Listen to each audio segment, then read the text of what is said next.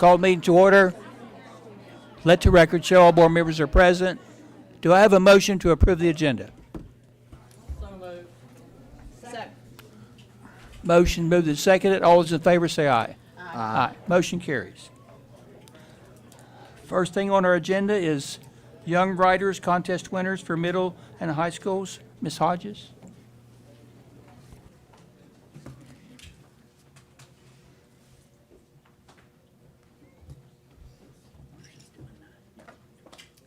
Good evening, President Ford, Superintendent Dr. Starcher, and fellow board members. This evening I have the honor again to recognize our young writers.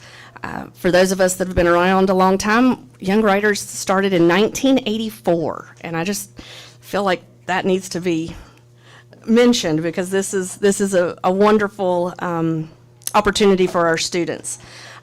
We have students that participate in grade levels that include 1, 2, 3, 4, 5, 6, 7, 8, 9, 10, and 11, 12. In each of those categories, there is one county winner. So we have a first place for each category, second and third. And I'm recognizing all three of those places this evening. And then I also have a very nice little special announcement at the end as well. But to begin, I would like to recognize our county winners. Parents, I see the parents back there I saw this weekend. Some of you, I think, may have not received a copy of the writing that your child submitted. So I've made a copy for you today and want to make sure that you get a copy of that as your students get their medals.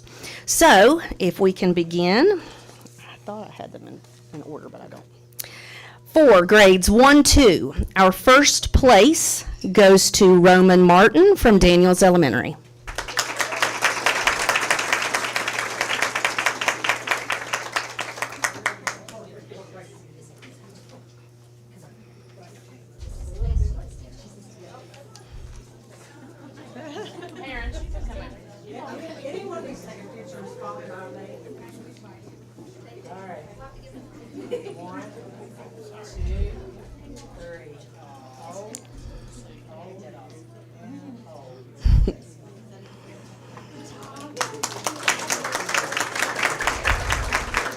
Second place for grades 1, 2, Dalton Spicer, Hollywood Elementary.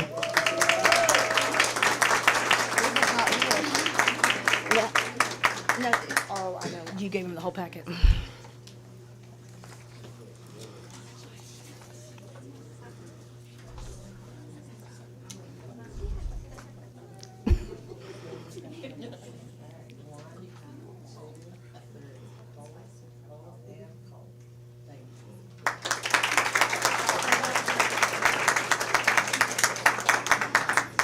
Third place for grades 1, 2, Aurora Hensley, Bradley Elementary.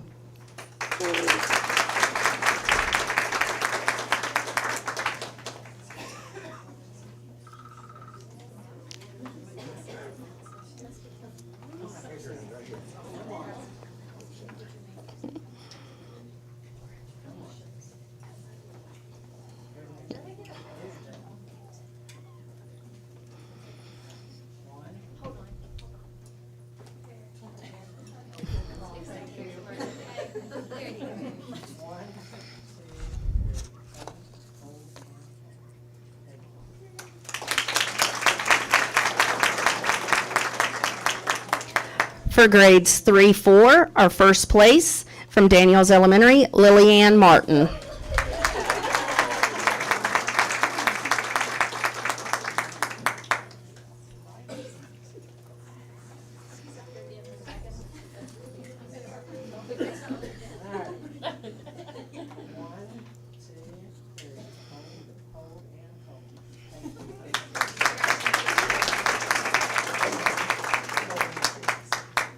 Second place, Maddox Dillon, Maxwell Hill Elementary.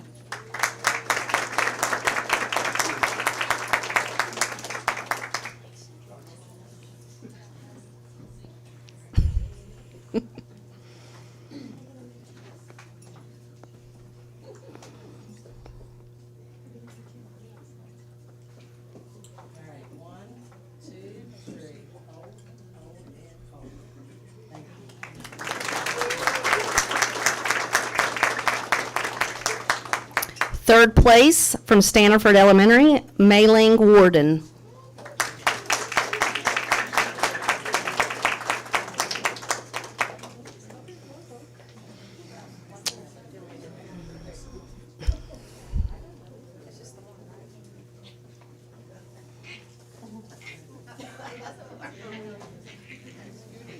Hurry up. All right. 1, 2, 3. Hold, hold, and hold.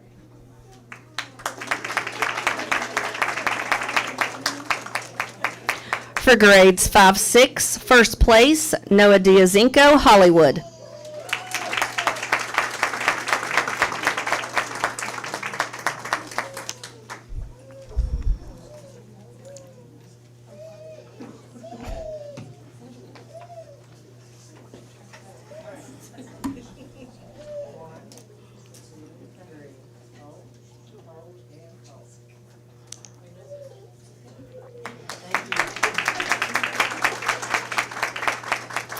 Second place for grades 5-6, Miriam Jaweed, Beckley Stratton Middle School.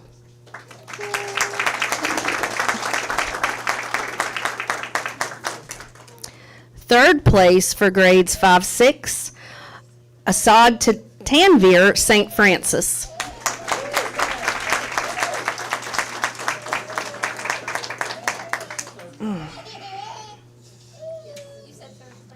Yes.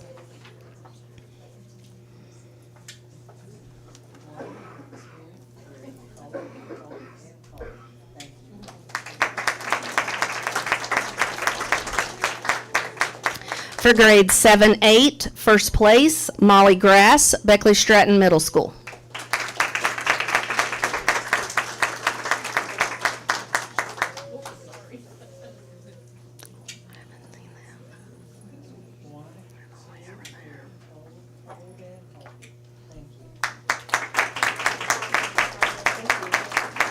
Second place for grades 7-8, John Fernald, St. Francis.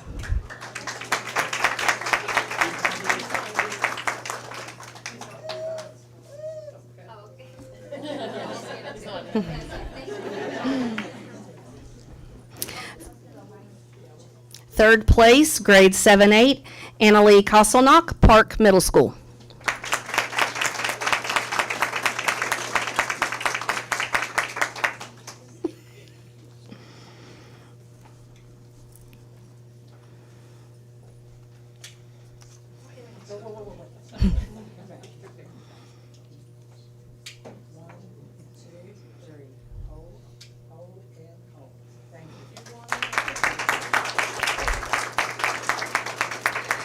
For grades 9-10, first place, Cadence Reed, Woodrow Wilson High School.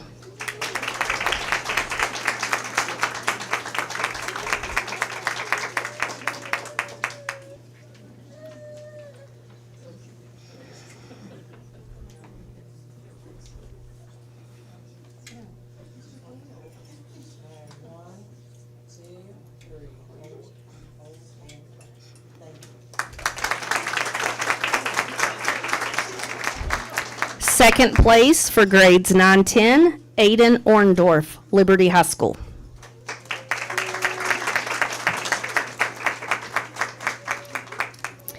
Third place for grades 9-10, Aiden McGrady, Mount Hope Christian Academy.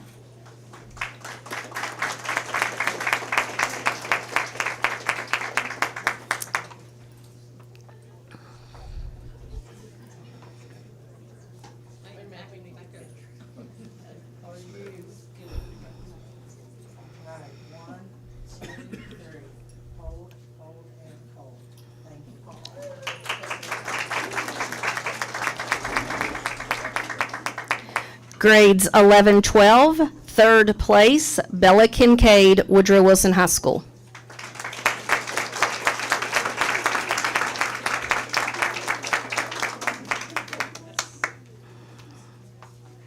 You all can come in. More the merrier.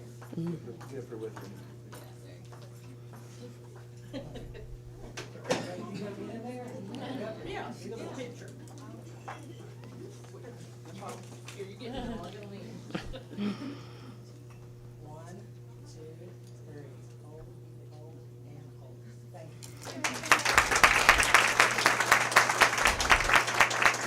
you. Second place, London Cook, Liberty High School.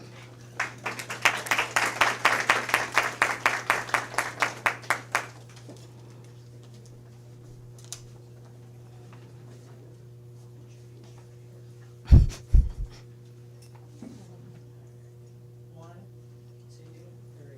Hold, hold, and hold.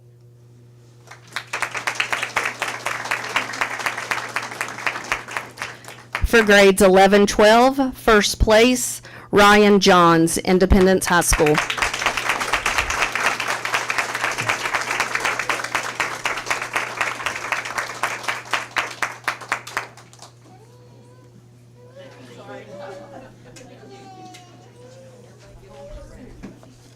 Hey, Mallory,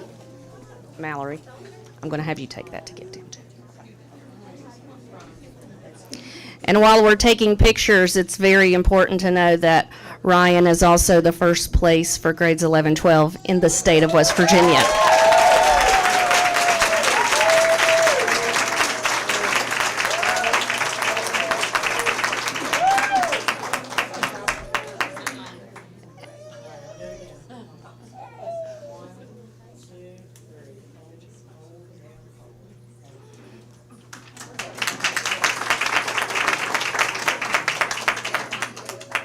I wanted to ask permission first, but Ryan has agreed to read his essay for us.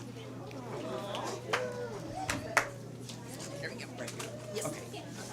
to have to move that up for me. Yes.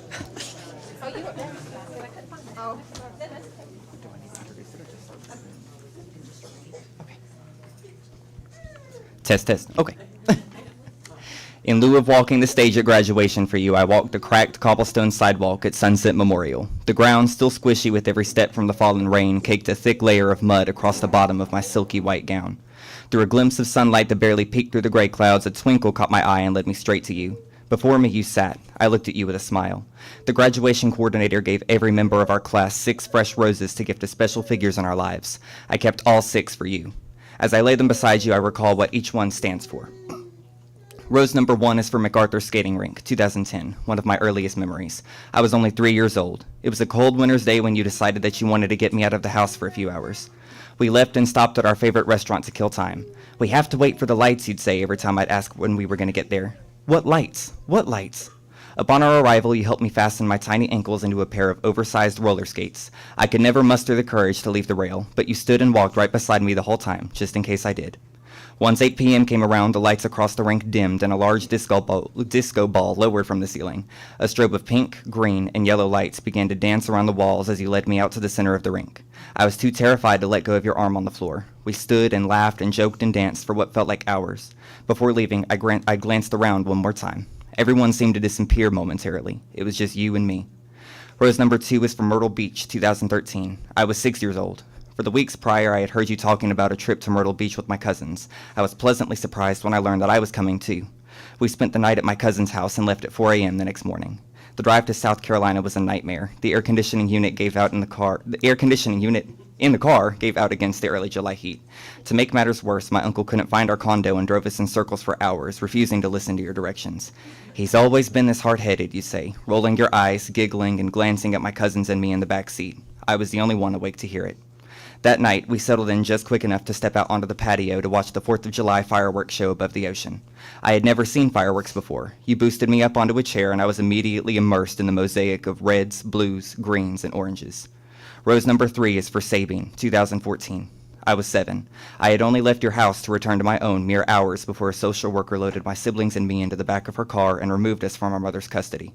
My siblings went to live with a distant relative. Because you had priorly tried to get custody of me, I came to live with you. When the social worker knocked on the door, you opened it. She asked if you still wanted me. You said yes and welcomed me back inside. I sat down in your office chair and sobbed silently while you scrambled on the phone with Child Protective Services trying to get everything in order. The next few years are a blacked-out blur of court dates postponed, inconclusive, postponed, and inconclusive again. Rose number 4 is for Twin Falls, 2016. I was 9 years old. For the last 2 years, I had lived as a ward of the state, whatever that meant. You had several health scares during this time, but finally, on a beautiful spring day, you woke up and felt like yourself again. My aunt had recently purchased a professional camera and offered to take you to the Twin Falls State Park for a photo shoot. I came along. You put on a gorgeous floral print sundress with a floppy sun hat, and even did your makeup. You hated makeup. When we got to the park, we first had a picnic before searching for the perfect photo opportunity. We came across several nature shots that you enjoyed, but it wasn't until we saw a gazebo in a meadow clearing that you fully burst to life. Bathed in golden sunlight, you sat atop a railing and smiled at the camera. In that moment, you looked like the closest thing to an angel I had ever seen. Rose number 5 is for Ole Jose in Pineville, West Virginia, 2017. After 3 long years of a custody battle, you had finally won. You cried as you shook the judge's hand for a photo and then took me out to celebrate. We had never tried this new Mexican restaurant that had opened right beside a gorgeous creek bed. Upon being seated, we ordered our food and filled our stomachs. When I thought the meal was over, you told the waiter what we were celebrating. He then brought us a complimentary fried ice cream, and the entire restaurant, customers and staff, cheered for us. That was the last good memory we got to make together. On January 4th, 2018, we lost you to a long fight in the hospital. I was spending the weekend with my great-grandmother, your mother-in-law, when my aunt and uncle came to pick me up. They sat me down on my great-grandmother's scratchy couch and broke the news to me. I did not cry in front of them. I went to the bathroom and sobbed in secret. My entire life then changed. I moved to Raleigh County, switched schools, and essentially started my life back over. Rose number 6 is for graduation, May 31st, 2025. Our graduation coordinator requested that we reserve seats for our family members so that she could ensure that there was enough room in the venue. I only booked 3 seats, 2 for my aunt and uncle, who became my legal guardians after we lost you, and 1 for you. Prior to the commencement ceremony, I did not get to look into the parent seating area. It wasn't until I was standing in line next to the stage that I glanced over and saw my parents. In the empty seat I had reserved for you, there was a picture frame holding a printed copy of you in your floral dress at Twin Falls. My angel had come to watch me one last time. I feel the tears on my cheeks as I lay the 6th rose beside your glossy headstone. In lieu of turning my tassels for you, I simply remove my cap and place it beside your headstone along with the roses. I love you.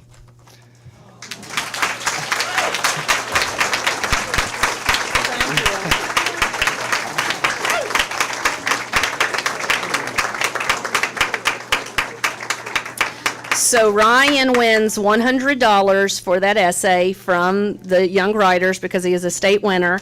And all of our other first place winners, including Ryan, will join us all in Charleston on May the 2nd. And Ryan gets to read that essay again for the entire state to hear. So that's why I asked his permission today.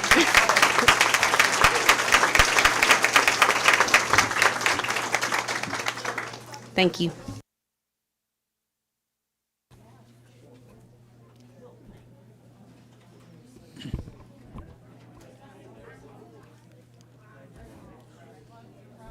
Okay, moving right along. If any of the recipients or their parents want to leave, it's certainly okay to do that. You want a picture? Want a group picture or no? No, well, No. I think some have already left. I need to go away. Well, we can, Somebody probably saw that sign up there on the wall. let's go ahead and do the wrestlers real quick. Well, Do the what? Yeah, young wrestlers, yes. Or the not young wrestlers. give me 1 second. Go ahead and do the rest.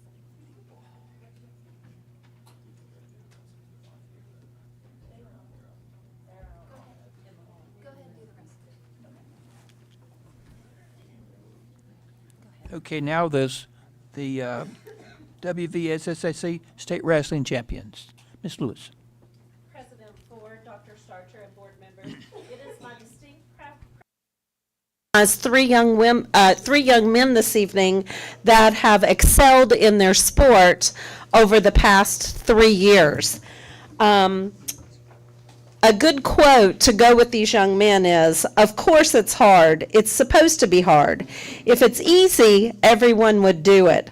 Hard is what makes it great." At this time, I would like to recognize 3-time consecutive state champion in Class AA Single A from Independence High School, Jesse Adams.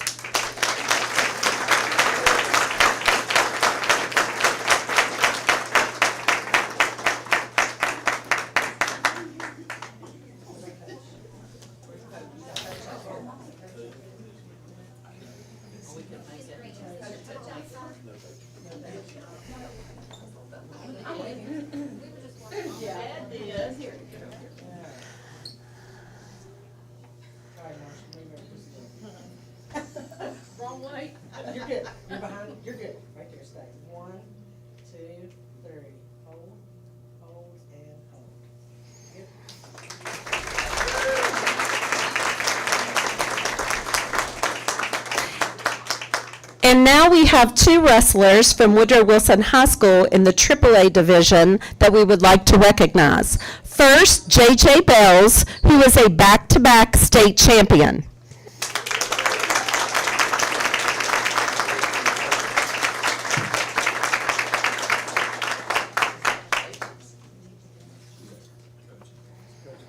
Coaches and parents, please come up.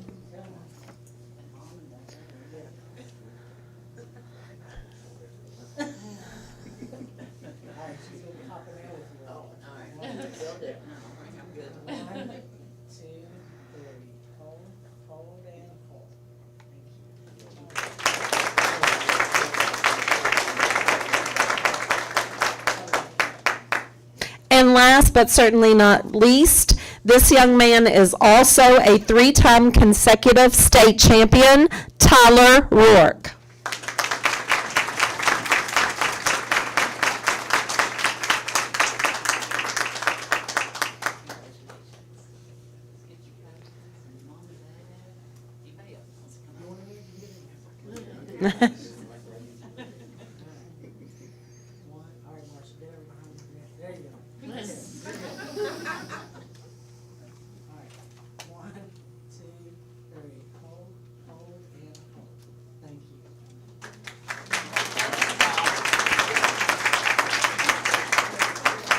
Once again, gentlemen, thank you and congratulations. After I've been crying.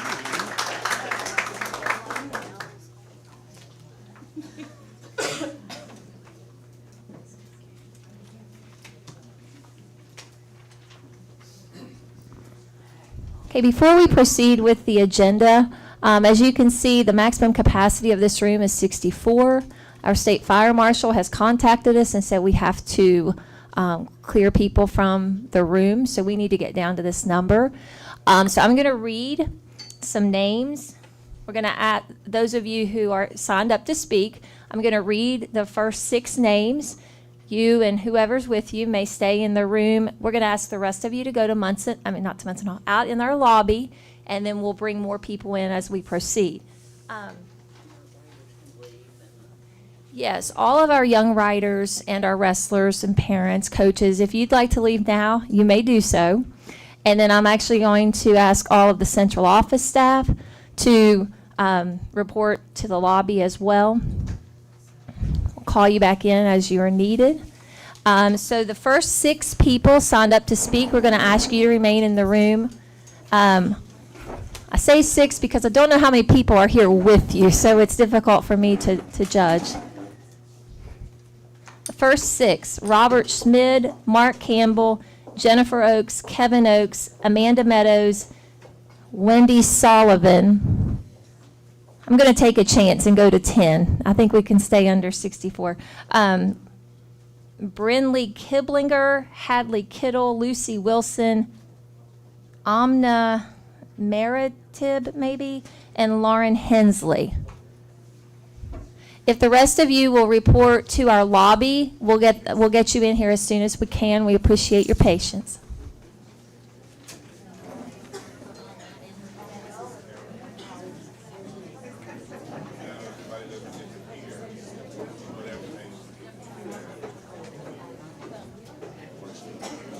It's just.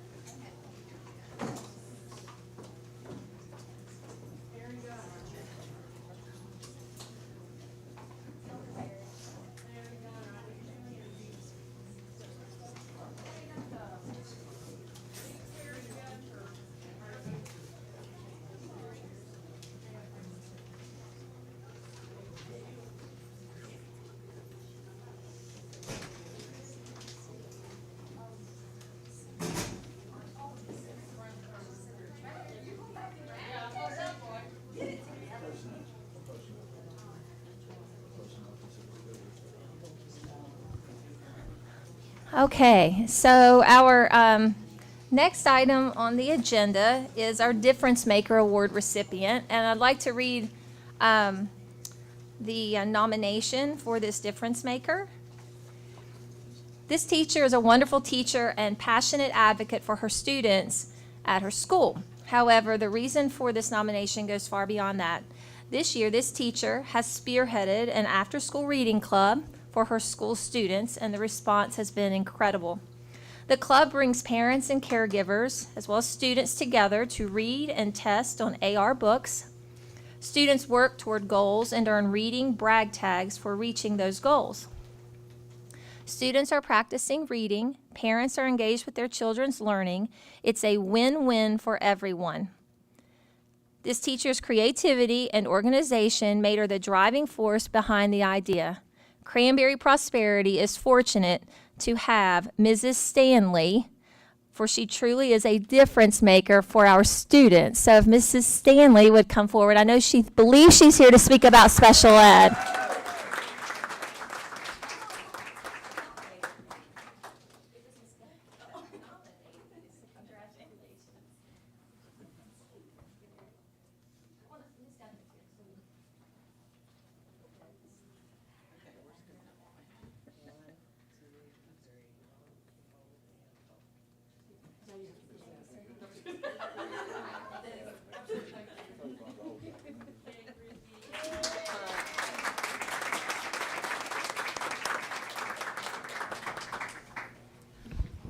Okay, moving right along.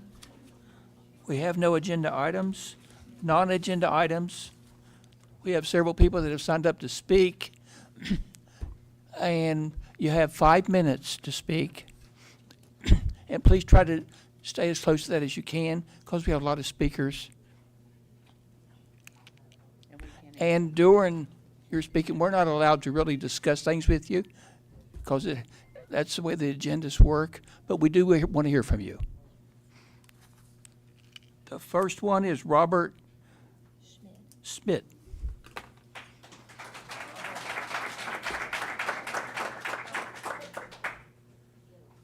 Yep,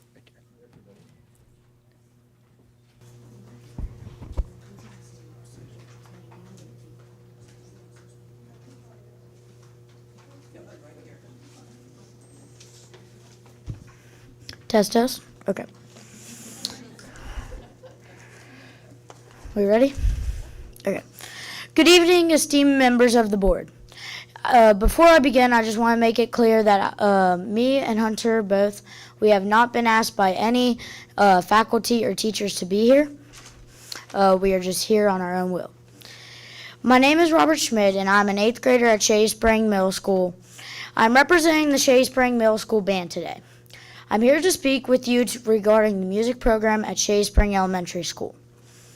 That this program has been scheduled to be discontinued at the end of the 2024-2025 school year.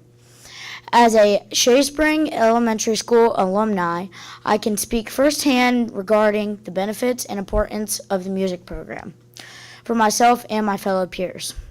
I began with the music program at Shea Spring Elementary School during my 3rd grade year, and the music class is what sparked my love for music today. I have been in the Shea Spring Middle School band for 3 years, and I play the alto saxophone. I am also a member of the Triumph Music Honor Society that has been started this year at the middle school. I was a participant in solo and ensemble in the Southern West Virginia Honor Band this year.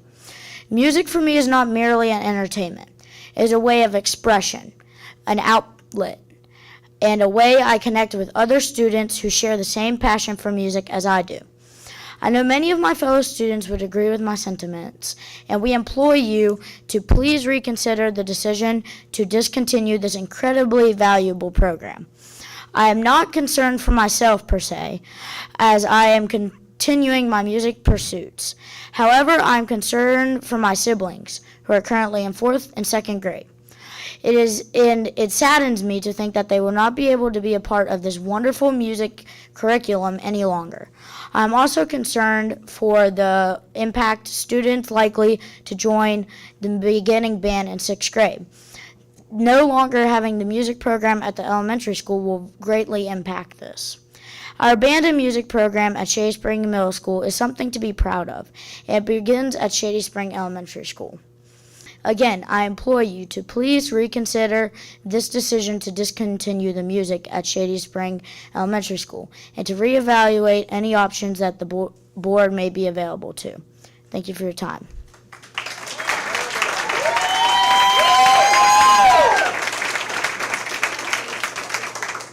Good evening, everyone, fellow classmates, faculty, and elected members of the Board of Education.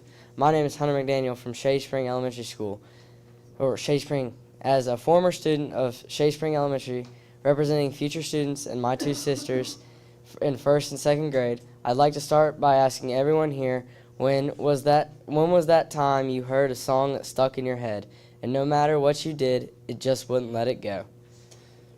I'd like to express I was not asked to do this by any staff or faculty member. I take great pride in being part of my middle school concert and marching band, where I love playing the trumpet and discover new music. Hearing that the music program at Shady Spring Elementary School would end after this year would upset me and worry me for my sisters, all students who might miss out on the opportunities that previous generations had. You see, if it was not for music class during that time I spent at elementary school, I would not be here before you to express the impact it has made on my life. In elementary school, my music teacher laid the groundwork for my passion for music by teaching me how to read notes and understand their meanings. Music significantly influences young adolescents by enhancing their emotional, social, and motor skills, improving focus and problem-solving abilities, boosting language skills, and providing a safe space for self-expression and cultural influence. At an early age, exposure to music allows for improved focus, math skills, and problem-solving skills by learning to follow rhymes and melodies it enhances. Language skills has been known to help with speech impediments like lisps. Music allows students to chance to escape from reality into a safe space, where expression and culture can influence mood, behavior, and self-expression. Music unites people of all ages and backgrounds, fostering learning, expressions, and connections through a shared passion for its heartfelt impact. In a world filled with negativity and hate, music has the power to heal, comfort, and unite us in unimaginable ways. This elevates my concern to fear that our music program in middle and high school may adversely affected. In closing with you with this quote, music expresses which cannot be put into words and that which cannot remain silent. Victor Hugo. Thank you.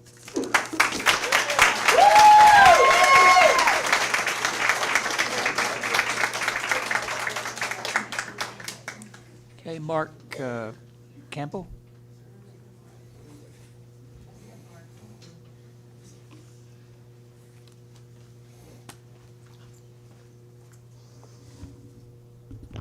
That right there, those two gentlemen, is what it's all about, folks.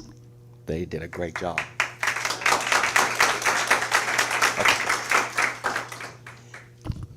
I won't do as well, though. Thank you for allowing me to speak on a topic that is deeply important to our community. In the next 5 minutes, I will share with you what I have dedicated my heart, soul, and 27 years of my life to: music education. Tonight, I stand before you just as a teacher, but as someone who believes in the transformative power of music. Music education in schools is just not an extracurricular activity. It is a necessity. I have the privilege of bringing music into the lives of elementary students for nearly 3 decades, and I'm here to advocate for the opportunity to do so at Shady Elementary. As schools face budget cuts and curriculum shifts, music programs are the first to go. This is a mistake, and here's why. Music enhances learning and brain development. Music performance makes it better in math, reading, and critical thinking. Learning an instrument improves memory, coordination, and discipline, skills that benefit students in all areas of life. Second, music fosters creativity and emotional expression. In a world that increasingly values innovation, students need opportunity to think outside the box. Music provides a vital outlet for emotions. Third, music strengthens community. Whether it's a school band or a choir, making music together teaches collaboration and responsibility. It connects students, teachers, and families in a way that few other activities can. I encourage everyone here to attend one of our concerts at the elementary school. Our 3rd through 5th graders will perform on May 29th at 6:30. Our 2nd and 4th graders will perform on June 5th at 6:30, both in our school gym. Attending one of these performances will show you firsthand the power of music education. For many students, school music programs are more than just a class. They are a lifeline. Music provides a sense of purpose and belonging. It has a profound impact on mental health and personal growth. When children sing, play instruments, or even tap a rhythm, they feel a sense of accomplishment. In one of my programs, Recorder Karate, they earn belts to put on the recorders, and the parents absolutely love it, by the way.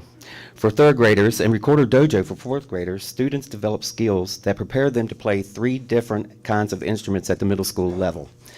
Eliminating elementary music programs would leave students unprepared, negatively impacting middle and high school band and choir participation. Many of you were impressed by the bands and choirs at the recent Night of the Arts event.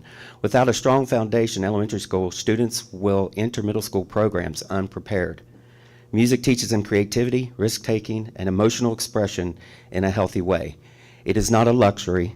It is a fundamental part of education that every student deserves. Unfortunately, many elementary schools are reducing or eliminating music programs. We cannot let that happen. I have seen shy students find their voice through singing. I have watched children who struggle in other subjects light up when they pick up an instrument. I have witnessed students come together, despite their differences, and there's a lot of them, to create something beautiful as a team. For the past 6 years, I've had the privilege of teaching music to a fully blind student. Music has become his primary form of self-expression. No other special subject can foster this connection in a way that music has. At Shady Elementary, reducing special subjects would significantly impact our master schedule. Our moderate needs class currently receives special subjects every day. Providing planning time for their teachers and ensuring that receiving education tailored to their needs. Fewer specials would disrupt the system and affect lunch duty coverage, which would also be impacted by the reduction. And on a personal note, I have served as a principal designee for 16 years, assisting with behavior management, class coverage, cafeteria/kitchen support, and more. Our students and parents rely on me for many things, teaching music being the main role. I understand that these decisions are driven by numbers and budgets. I recognize the challenges our counties face due to declining enrollment. However, while the county's overall enrollment is decreasing, Shady Spring Elementary's enrollment has grown from 400 students in 2020 to around 460 this year. There are also discussions of new housing developments in our area, which could increase our enrollment. I am committed to this work because I believe in the difference music makes. Together, we can ensure that every child in this school has access to music, and not just today, but for years to come. Thank you for your time.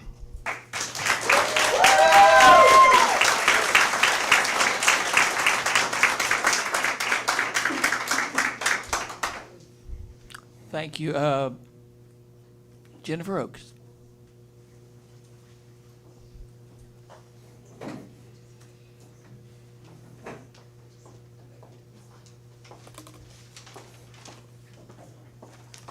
How are y'all this evening? So I'm here this evening to speak on behalf of Mr. Campbell, but honestly, I don't even know what I can say to follow those young men and Mr. Campbell himself. Music education is such an important and vital role for our young ones. They can express themselves in the art classroom. They already have science and math in their daily curriculum. So personally, I can't understand why we're keeping a STEM program and doing away with music when our young ones need to be able to get up and move around. And if you have ever been to a Christmas concert of Mr. Campbell's, you will walk away in awe of him alone, because I don't know how he does it with that many young ones.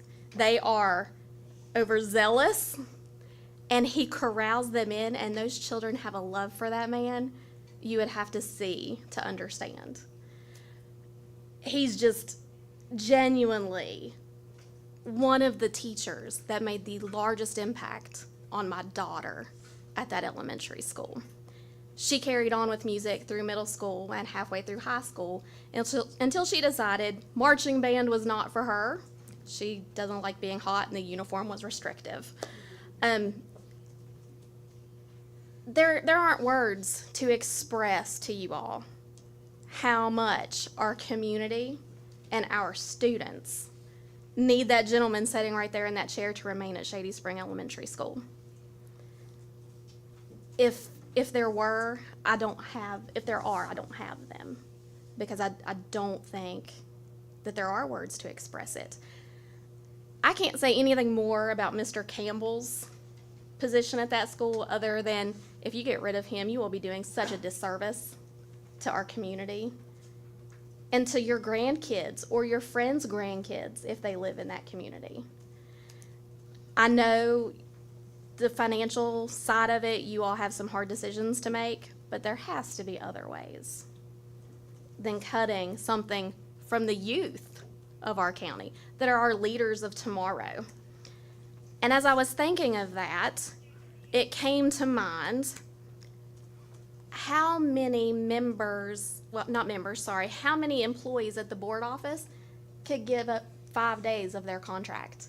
How many employees in our county would that save? Years ago, I know employees at the board office here receive stipends monthly. I have reached out to the board office and I have left messages with Mr. Click, whom I'm still waiting to get a response from, to find out what those stipends currently are, or if they are still in play, because I'm not sure. Years ago, I could find it on the internet. I couldn't find it now. That's why I've reached out to the board office to try and find that information. But sadly, Mr. Click has not gotten back in touch with me. So I hope he clears that up pretty soon. Then, as I'm standing outside in the rain, waiting to get in, a school guidance counselor that I know comes up. And I know you're cutting some guidance counselors. But the young man that read his essay standing up here earlier this evening, he's the reason you need those guidance counselors in these schools. Those kids,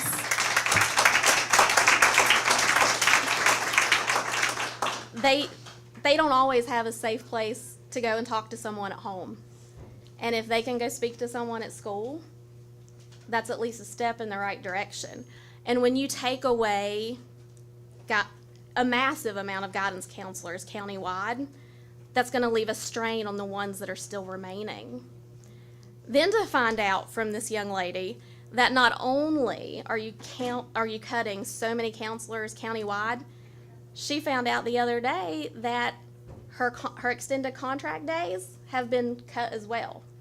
So all of the prep work the guidance counselors do before the opening of school to try and make the beginning of school transition into a smooth running year, no hiccups, no bumps, they don't have that now to take care of that. So it's going to take, with the less counselors, their extended days being gone, how long are we going to be into the school year before actual education starts taking place? Because the kids are in the classrooms that they need to be in. Because one person can only do so many schedule changes in a day. Thank you all.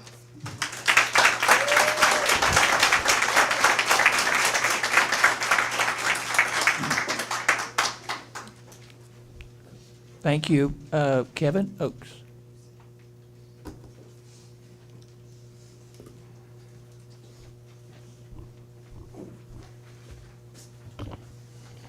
Good evening, everyone. Dr. Starcher, members of the board, fellow colleagues, and members of the community. I came tonight to speak for Mr. Campbell, and then talking outside, I didn't realize what all was going on to talk about, okay? So first off, I want to speak for Mr. Campbell. I'm not a music person. I can play the radio. That's it.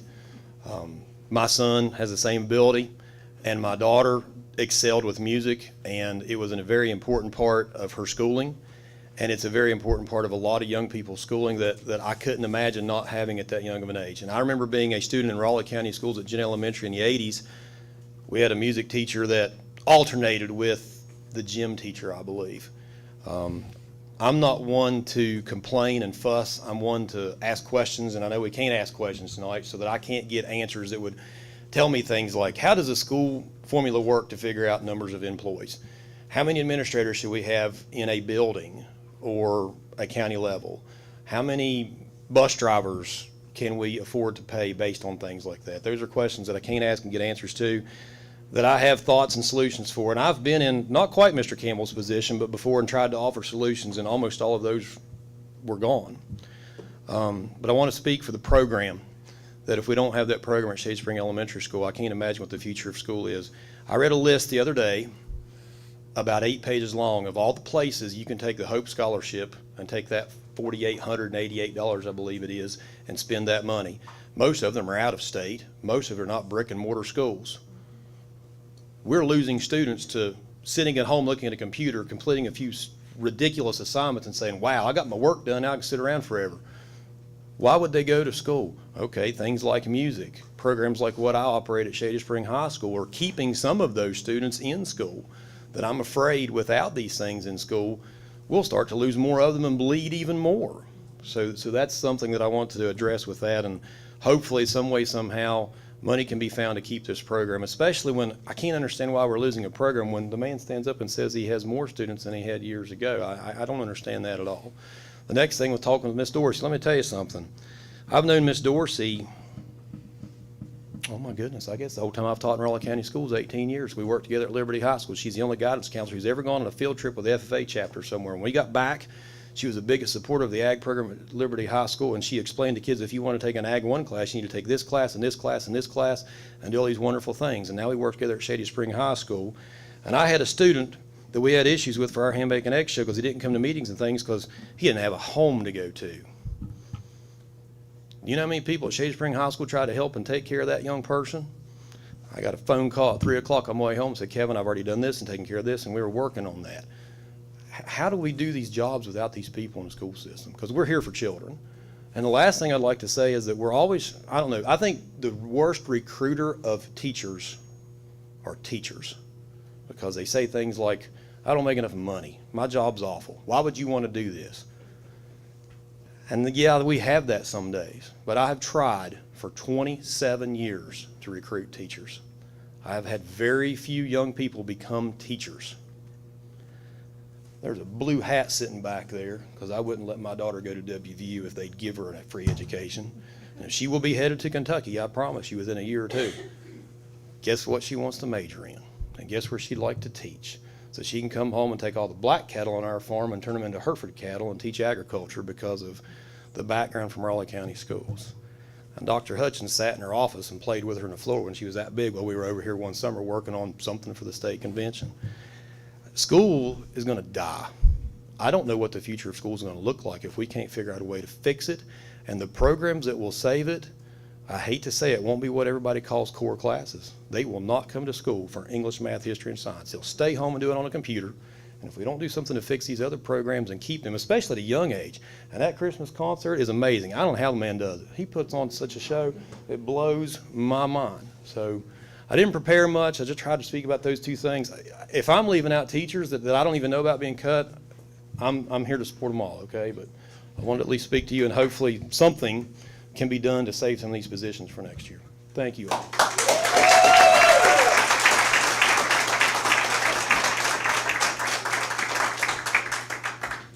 Thank you. Amanda Meadows.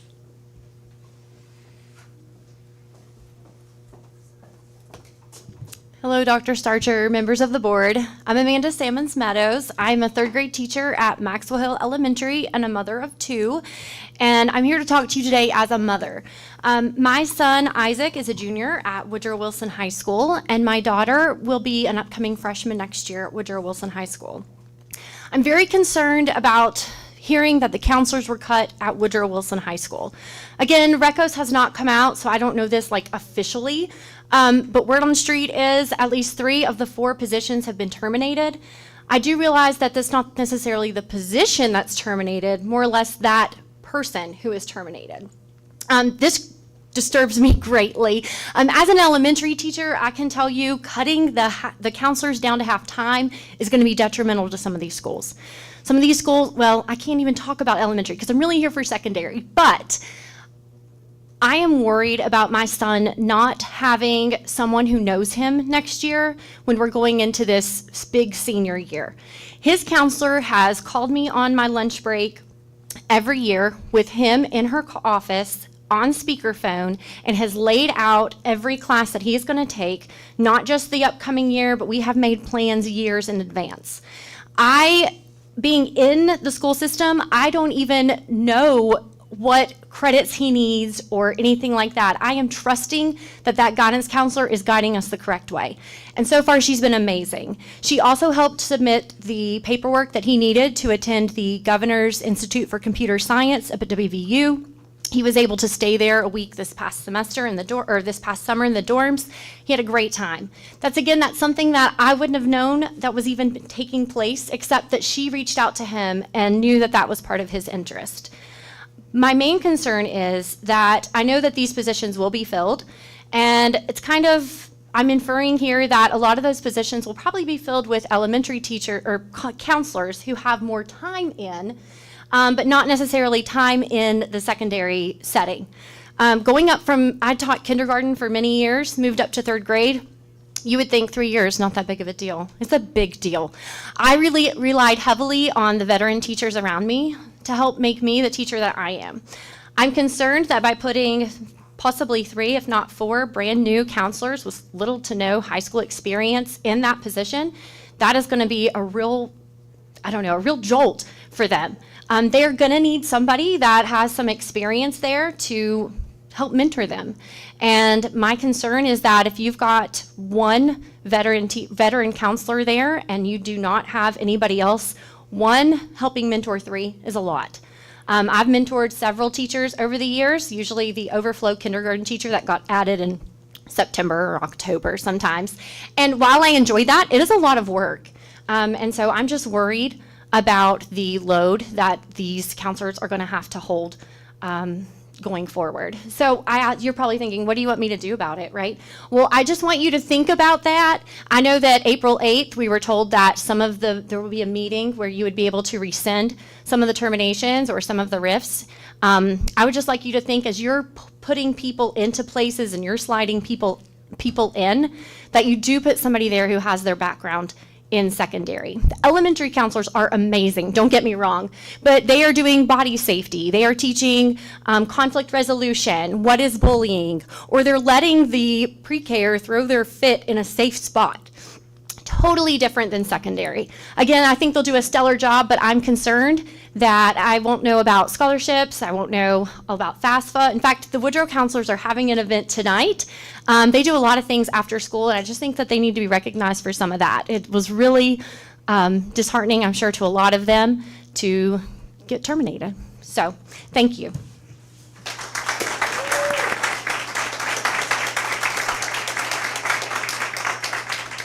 Thank you. Wendy Sullivan.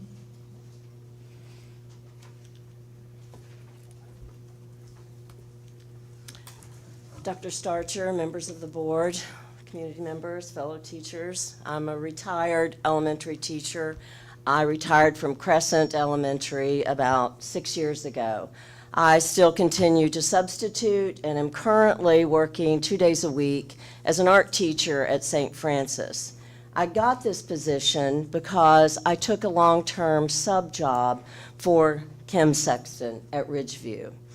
She is a marvelous teacher, and I am not a certified art teacher, but I always incorporated art into my program as much as possible. As a substitute, I see how little time these regular teachers have to incorporate any kind of real art into the students' lives and how important art is for their lives. It's really turned, even though I've been a supporter of it, having to teach art now, I see what it really does to help these children learn. Kimberly has taken time in her schedule to send me ideas. She's even videoed herself, completing a project, so I'll learn how to do it.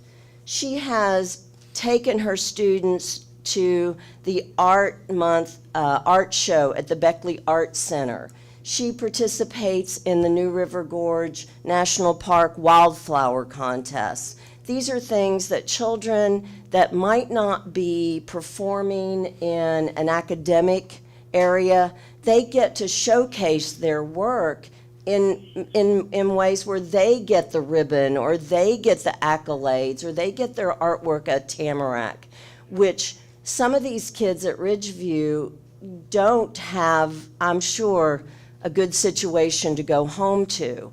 And one of the things I've read about art, not only does it develop new neural pathways or help with your flexibility or just your cognition, it brings joy.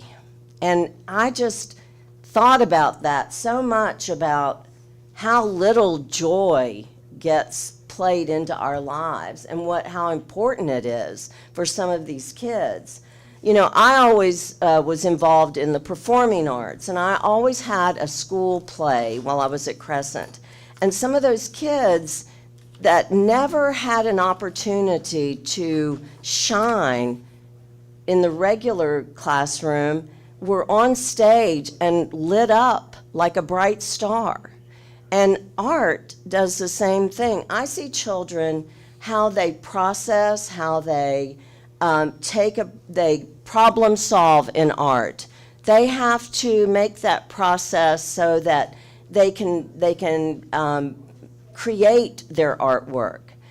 And I see how important that program is at Ridgeview and what Kim Sexton has brought to it. She has also moved her family so that she can be part of that community. And Ridgeview is a school that needs someone like her. She's young, she's energetic, she's so talented. And to lose that is heartbreaking. So I hope when you do consider these positions, and if there is an opportunity to bring that program back, I really hope you do consider her, because she is such an excellent teacher. She also has a young daughter who is, and we talked about this before, who's diabetic, that if something happens and the nurse isn't there or they need to call her, she needs to be close by, and that's why she has her there with her. She will be now going to a high school situation, which is totally different once again, just like Amanda was talking about, elementary counselors. An elementary art teacher has a whole different world than a high school art teacher. Sandy Shaw helped me in that art program at Ridgeview, and she was amazed at the difference it was teaching high school art and teaching elementary. You just don't suddenly go, oh, well, you're an art teacher, you can just go do that. It's a whole different operation. So I do hope that you consider keeping her on at Ridgeview, at a school that really needs the arts. I just hate to see the arts always be the ones to go. Music, anything, they all need to be there to make a child have some joy in their life. Thank you very much.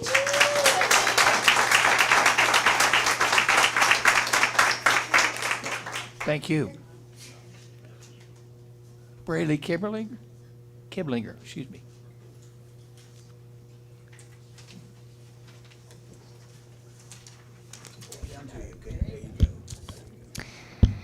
My name is Brinley Kiblinger, and today I'm going to be speaking about why I think that art should not be cut from schools. I've been going to Ridgeview Elementary School for 6 years. All years I've been so grateful to have art as a subject. In most mornings at my school, my teacher would say, "Okay, everybody line up for art." I would get so happy. Miss Sexton is always so happy and never in a bad mood. She makes sure to cheer people up when they're down. She takes time out of her day to make sure everyone goes home feeling like they did something good. She takes time out of her day to get 15 plus kids outside for garden club. She takes time out of her day to make sure we have a smile on our face. When someone takes away something you love, then you lose that love for that something. When you take away my art teacher, you're also taking away my love and passion for it. So I would like you to reconsider about your choice and just keep in mind 300 plus students are begging for art. I'm 11 years old and so are many others, some way younger. We need art. Thank you for your time.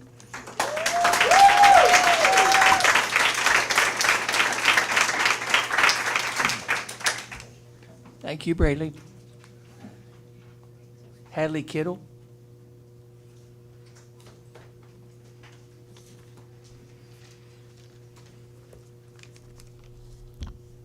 Hello, my name is Hadley Kittle, and I am a 5th grade student at Ridgeview. Raleigh County Schools decided to no longer have art at Ridgeview. I do not agree with this decision. Although it does not affect me, it will affect my younger sisters and future students. Art is where we can express our feelings and reduce stress by expressing our creativity. Before making these decisions, I think the board should speak with the ones it will affect most. Students like myself and my peers. Decisions are made every day from the board, such as getting rid of programs like art that affect us in a negative way, without consideration of what we as students want or need. This is my request for you all to do the right thing and keep art at Ridgeview Elementary. Thank you.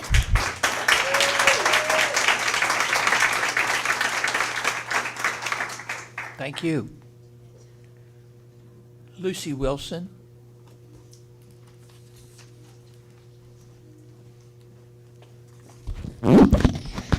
Hello, I am Lucy Wilson. First, I would like to thank you for setting aside a little time to hear what I have to say. I am a 5th grader at Gent Elementary School. When I was just 4 years old, I walked up to what looked like a big building that was big, frightening, and made of cold, hard brick. I had to go in there, and I was scared. Now, as I finish my last year at Gent Elementary School, I realize I will be walking out of a living place that ended up being bigger, being much larger, more challenging, and a great deal warmer than I first thought. Gent Elementary School is bigger in care and love than can even be measured. In my personal life and in my learning, the teachers at my school have helped me with the many challenges I have faced in the 7 years that I've been a part of Gent community. They have done that for all their students. The care and love wrapped around our lives in an invisible hug makes Gent Elementary School a warm, safe place for every student within its walls. I am no longer that scared 4-year-old. I am a brave 11-year-old who can see more than just herself. I can see the hard work all the teachers put into making sure we have the best education they can give us. I can see the way teachers think back on their own teaching and change it in order to meet everyone's needs, whether a student is really good at something or really bad at it.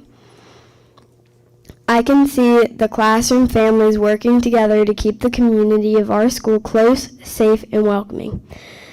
We, the students, are taught not only our grade level education, but also how to be successful members of society. I love my school. My 6 older siblings loved my school when it was theirs. Now that I am moving on to middle school, I want to know that I am leaving my younger sister Charlie in the same special place I have known most of my life. I fear the changes that will be made next year will not allow that for Charlie. I feel those changes will put more work on teachers who already do a lot more than what their jobs are supposed to be. I fear my little sister will lose all the things that I have always loved at Gent Elementary School.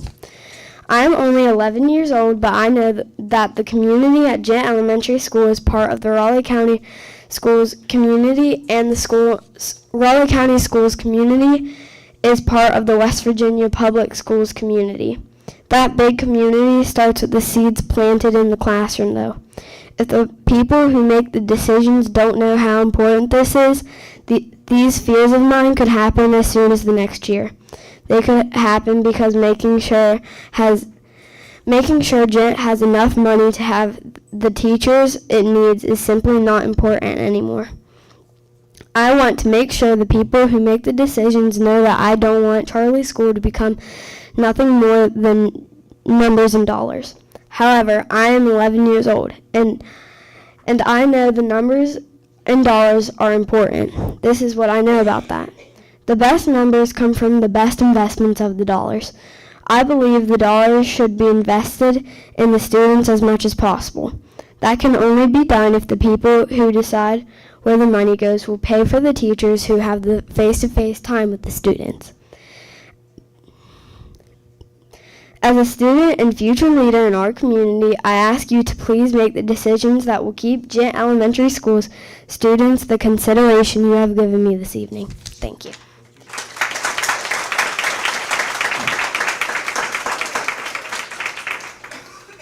Thank you.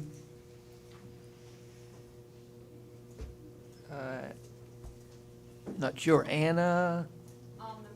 There you go. Thank you. Hi, my name is Amna Muratov, and I am a current 5th grade student at Gent Elementary. I stand here today to use my voice to show others to fight for what they believe is right. I want you to know this is coming from my heart and experience. One of my favorite Bible verses, 1 Peter 5:7, cast all your anxiety on him because he cares for you, has been what a lot of teachers and students have been holding on to after some news we have gotten. I remember my 3rd grade year more than any of them, and my amazing teacher, Miss Hatcher. Miss Hatcher accelerated my learning and pushed me to be the student I am today. Learning that my brother, who is in 2nd grade, will not get the opportunity to have the 3rd grade experience I had is quite disappointing.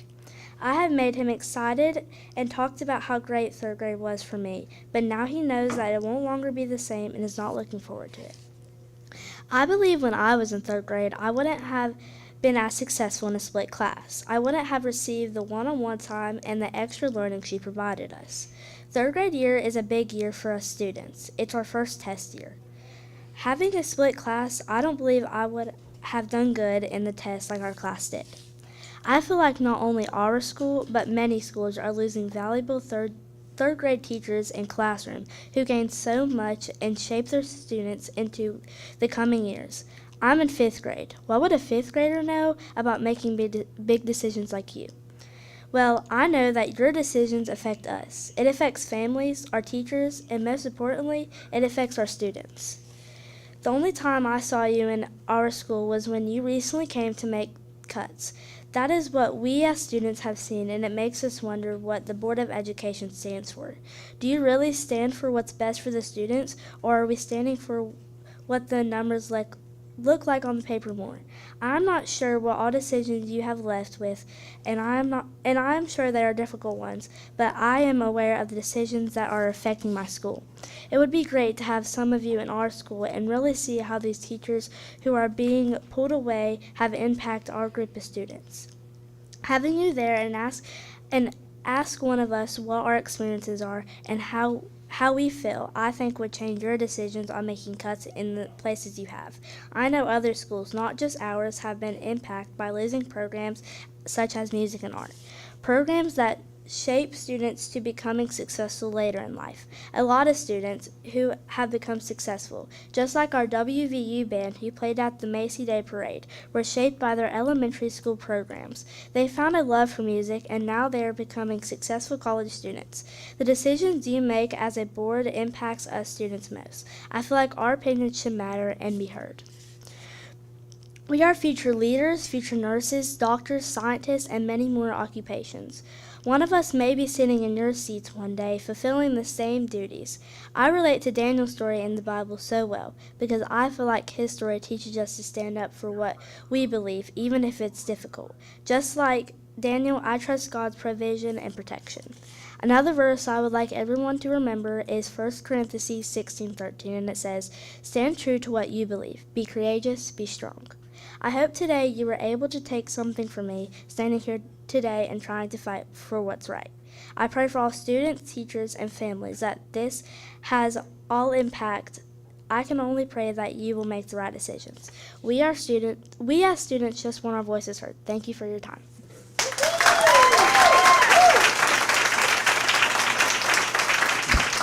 Thank you. Lauren Henley? Sorry. Oh, okay.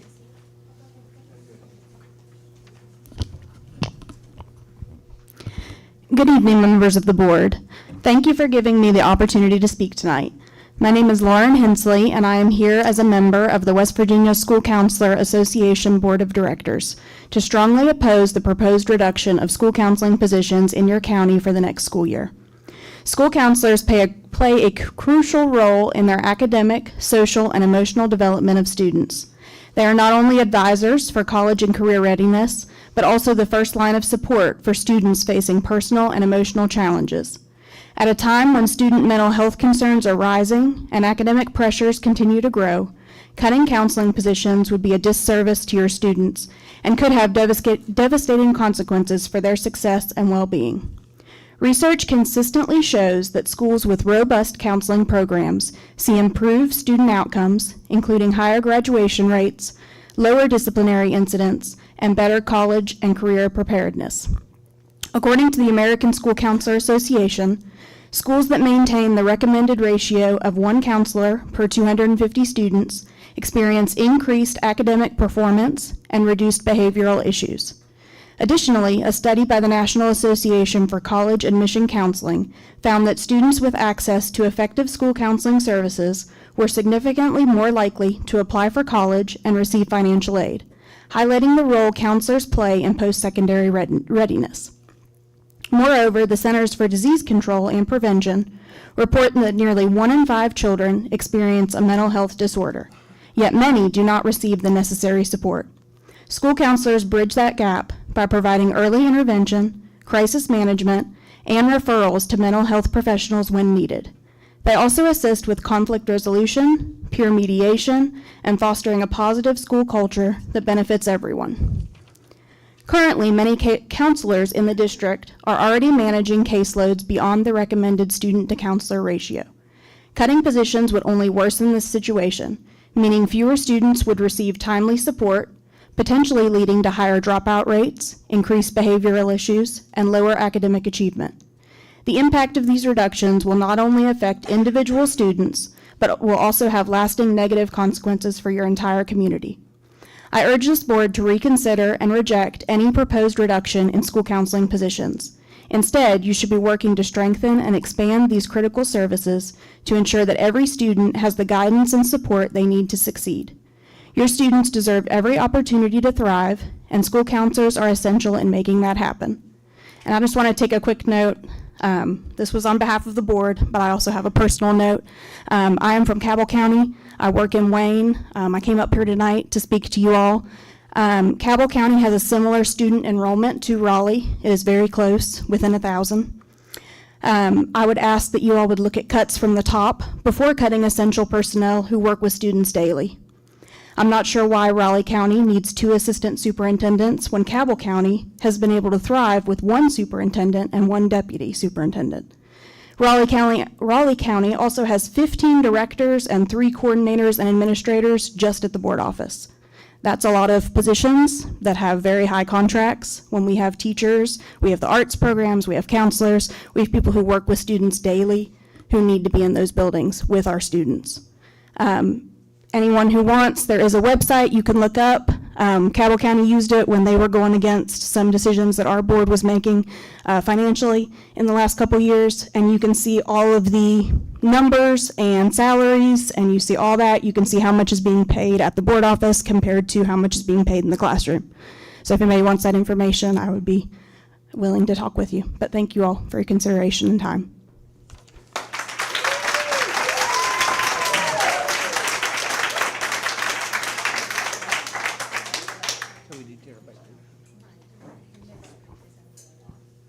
Yeah, so if you've already spoken,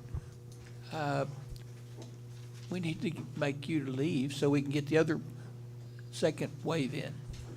Before you do go, I just want to make one comment, and this isn't about the budget or what we're going to do or anything else, but I'm very impressed with the young people tonight and your ability to express yourself.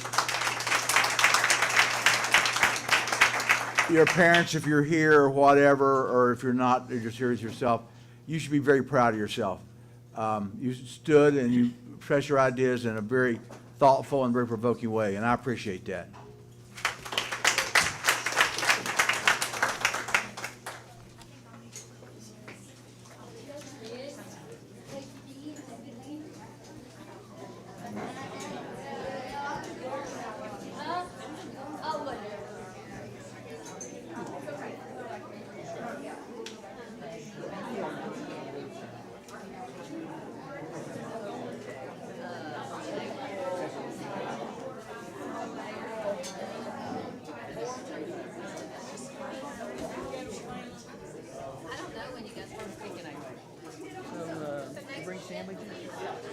Bring Santa.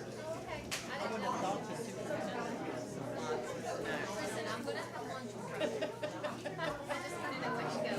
and breakfast and dinner.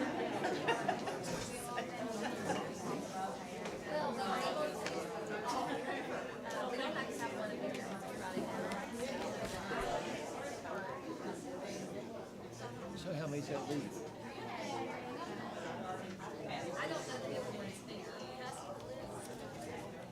You can call because they can hear it out. They're coming in.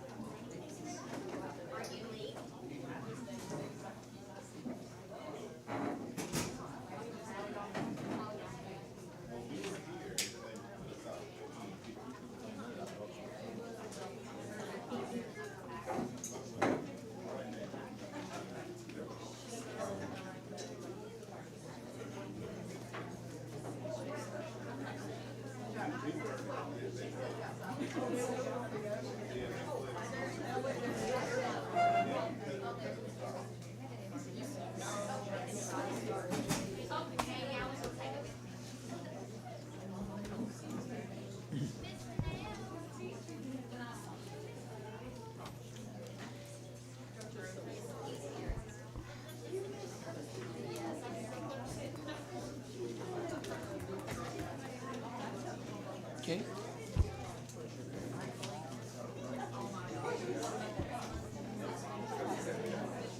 So moving right along, each speaker, you'll have 5 minutes. Yeah, and we can't really discuss issues with you. We want to hear what you got to say. Holly Kincaid.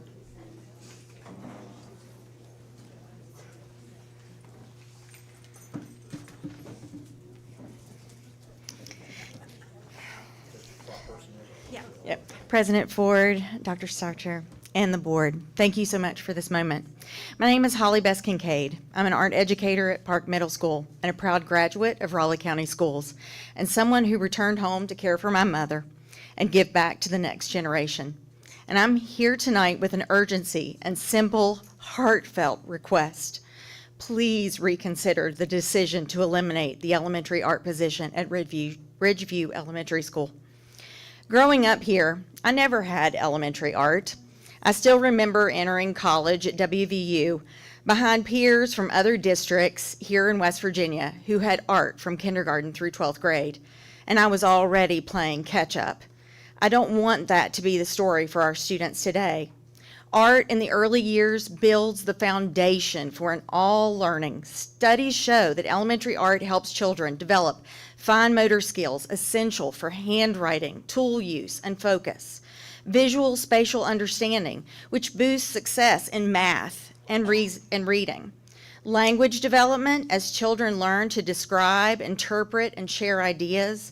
Social emotional growth, as they build confidence, empathy, and self-expression. In fact, creativity sits at the top of Bloom's taxonomy, the highest order of thinking. And at a time when many of our students face poverty, trauma, and uncertainty, the art room becomes a refuge, a safe place to heal, to express, and to grow. I also want to recognize that Ms. Sexton is a dedicated art teacher. Serving at Ridgeview, she is one of just 3 art educators, Ms. Sexton, Ms. Akerd, and myself, in the entire county who went above and beyond to represent Raleigh County in the West Virginia Art Education Association's Youth Art Month exhibit in Parkersburg. Her commitment extends far beyond her classroom. She uplifts the voices of her students and supports the school community through the arts. Just this month, we witnessed the overwhelming public support for arts education during the Night of the Arts, right here. The school board was packed. Families filled the halls to admire student artwork and musical performances. Even though many were unable to attend due to illness, the message was loud and clear. This community shows up for the arts. That night was a reminder that the arts bring us together, and they deserve to be protected. If enrollment numbers are the concern, I respectfully urge you to consider creative alternatives or an itinerant art position, a traveling art teacher that could serve in multiple schools, ensuring that all students continue to receive equitable access to the arts. The arts are not extras, they are a core academic subject recognized by the U.S. Department of Education. They build the same essential skills as math, science, and literacy, and are fundamental to educating the whole child. When we reflect on the emotional and community impact, when you cut the arts, you cut the heartstrings of our community. Art connects, art heals, art inspires, and brings us together. It is the soul of our schools and a reflection of who we are.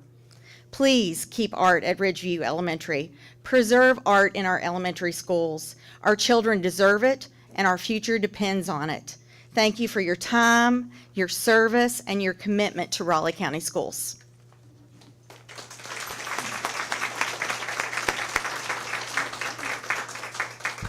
Thank you. Benjamin McKay. Dr. Stature and board members, I am here on behalf of all parents and spiritual leaders of Raleigh County.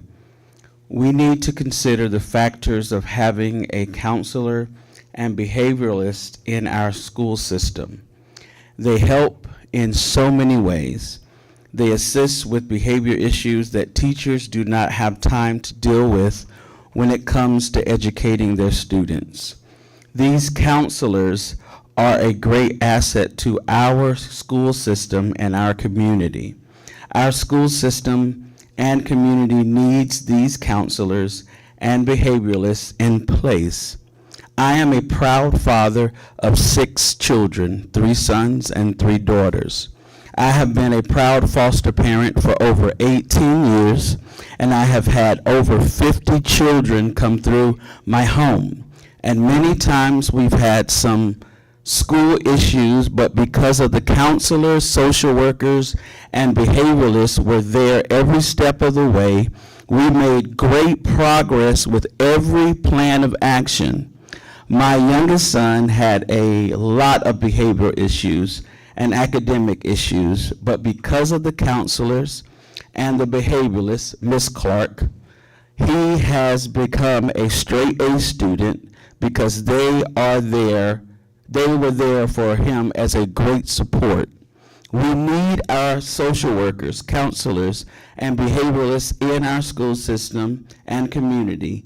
Do not move them from our school system. They are a vital asset and cannot be removed. If they are removed, the counselors, the social workers, behavioralists, and the certain teachers that have been removed will kill the dreams and hopes of our children's future, and it will be destroyed. Thank you for your time.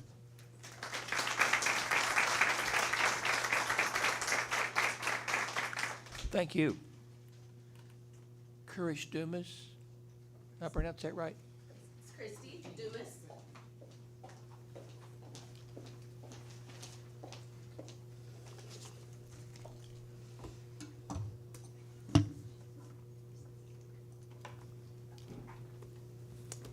Aristotle, the great ancient Greek philosopher, said, "The roots of education are bitter, but the fruit is sweet." My name is Dr. Christy Williams Dumas. I'm a mother of a child in the public school system, a child advocate, and a human rights commissioner for the city of Beckley. I'm here to posit that indeed the roots of our education system are bitter, and the fruit is not so sweet. In fact, it's rotting rapidly. I am here to very directly and specifically speak out against multi-level teaching and to ask the district to align itself with the passage of Senate Bill 199. Certainly, There is research to indicate that there may be benefits to multi-level teaching or split classrooms. A teacher with a combination class of different grades, their socialization, autonomy, and soft skills can be some of the benefits of a very balanced intellectual learning environment, if that exists. But what we are all viscerally clear about is that Raleigh County is not a balanced learning environment, and it is uniquely predispositioned to have challenges to academic gains, to include poverty, food insecurity, high incidences of ACEs, adverse childhood experiences. What we also know, based on statistics, is that about 30% of our children across the county could fit the criteria for special education. In individual schools where this statistic is a reality, and I'm not going to name names because I don't want those schools to experience any type of retaliation for the words that I'm expressing and for my sentiment. But multi-level teaching in some of our schools can be catastrophic.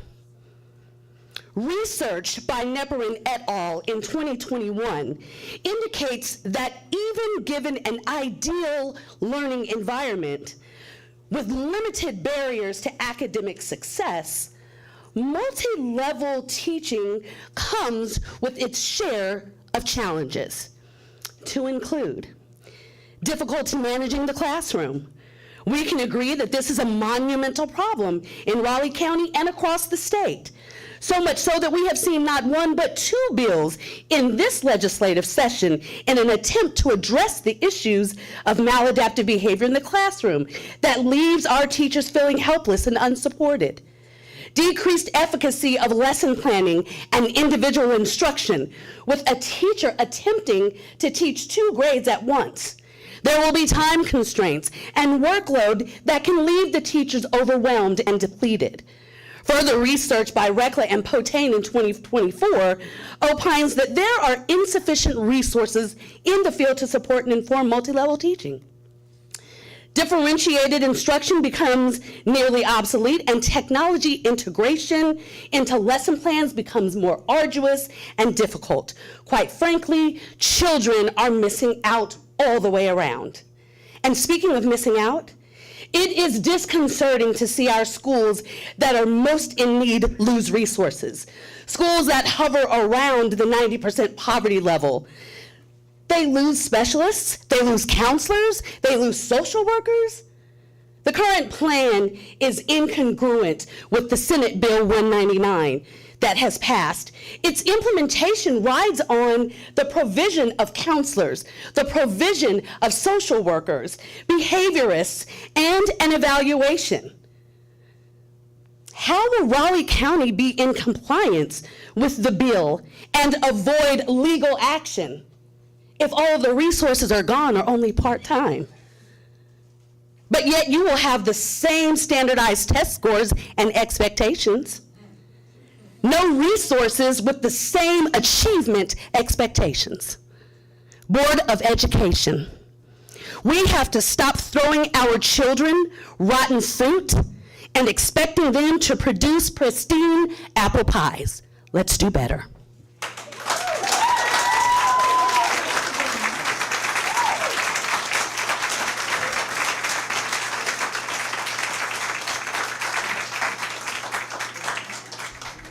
Thank you, Brian Brown.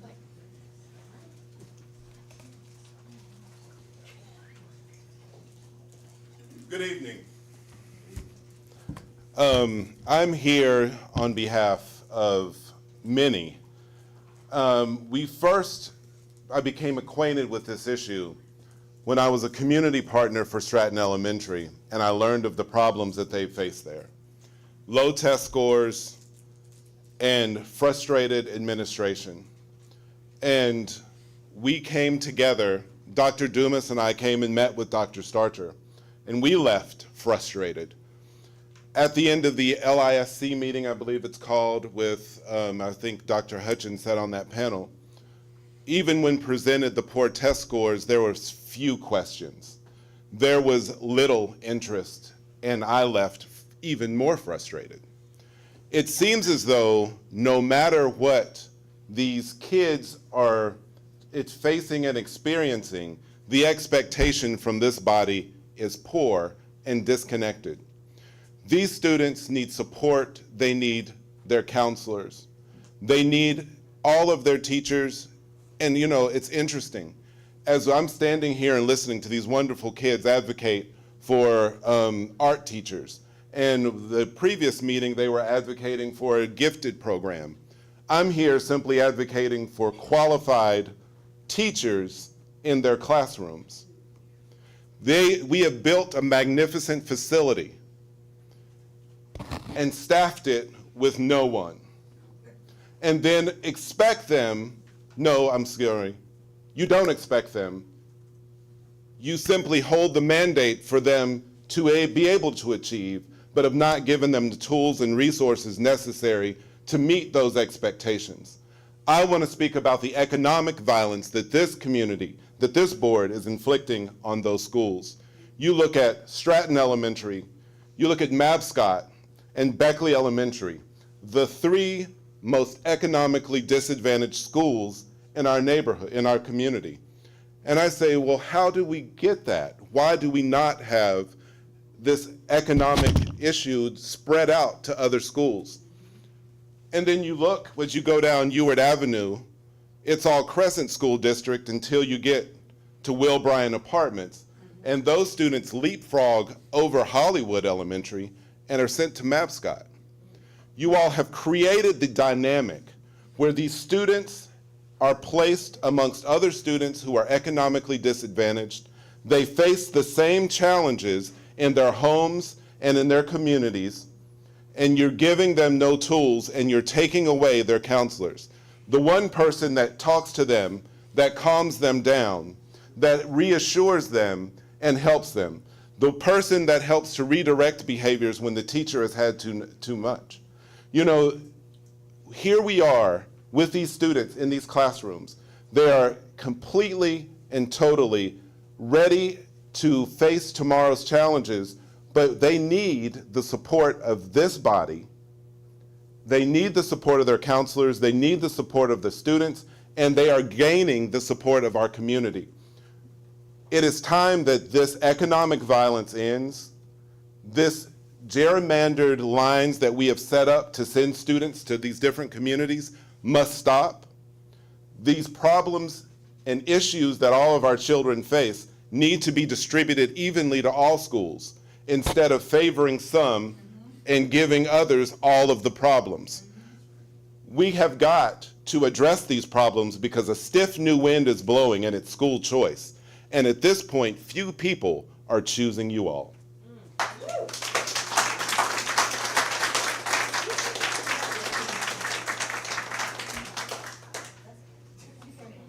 Oh, thank you.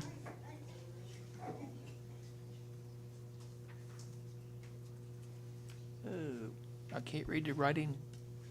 Miss Tut- Kristen? Kristen and Kiera. Kristen and Tiara, does that ring a bell? Looks like Kiera. Kristen and Kiera, T-U-T-O-N? T-U-T-O-N. Sorry about that. Kyrie isn't wanting to speak, but my son's in at this. Okay, buddy. You go first. Hello, I am Zenith and I will state to you why you shouldn't take away art. Number one is because Miss Sexton is really nice and deserves her job, and reason number two is because art shows feelings and the way you think. Reason number three is art can make you calm and peaceful, which can help you focus and be nice. Reason number four is that drawing can show people a little bit of yourself. So overall, I think art should stay.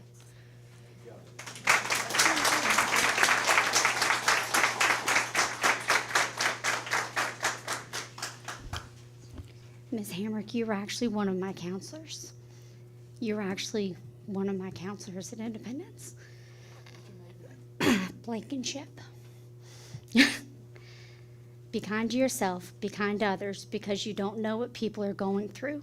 I love you and I hope you have a good day. I tell my children that every day before they go to school. Counselors are incredibly important in our education system. They provide a rod of support for the student body as a whole, as well as at an individual level.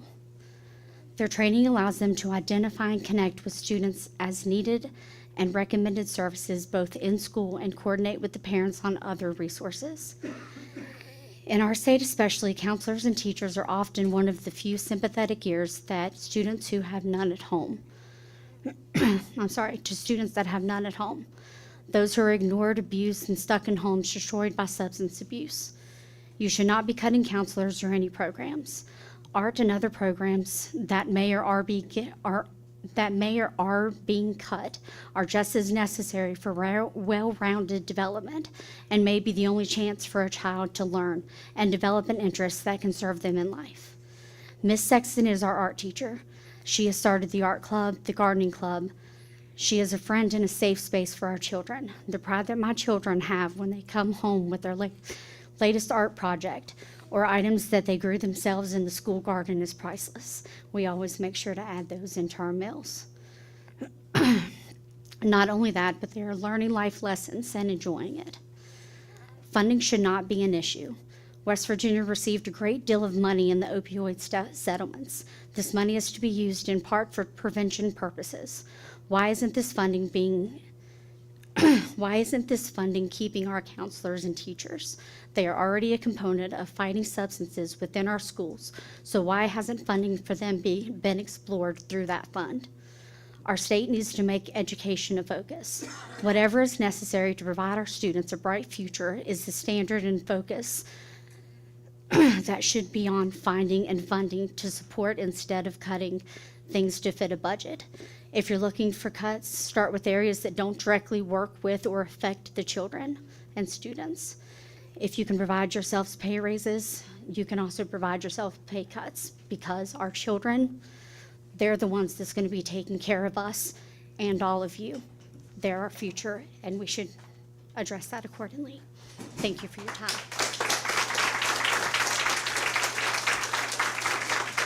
Thank you. Alicia Dowin.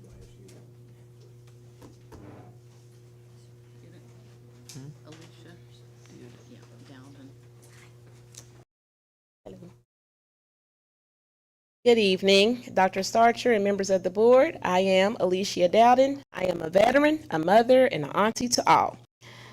I respectfully request that the board disapproves the split grade or multi-grade classrooms. I have a second grader currently, and I would like her in third grade to only her teacher just teach the third grade.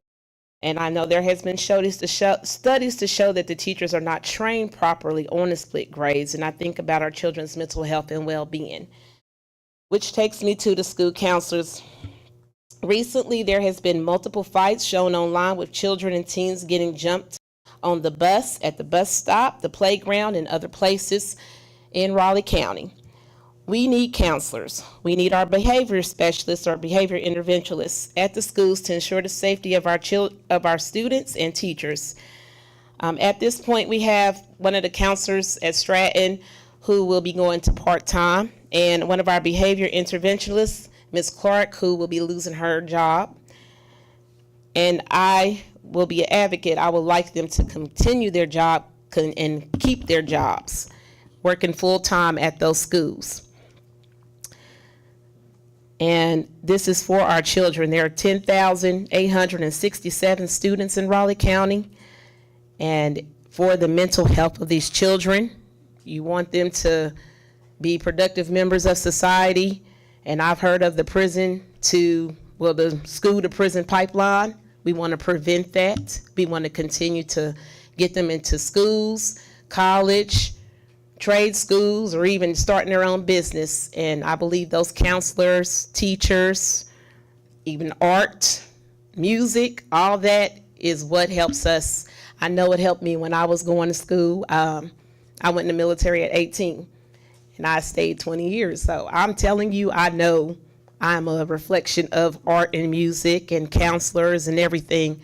And I grew up in East Park, so anything could have happened. So I wish y'all would please recommend that they all keep their jobs. You don't terminate anyone. You just make it work. Take the money from somewhere, like the lady said, the opioid.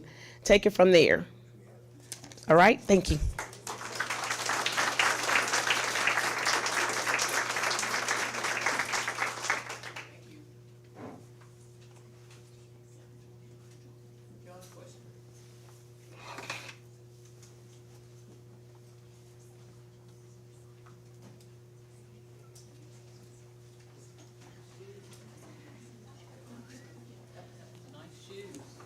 Hey, patriotic.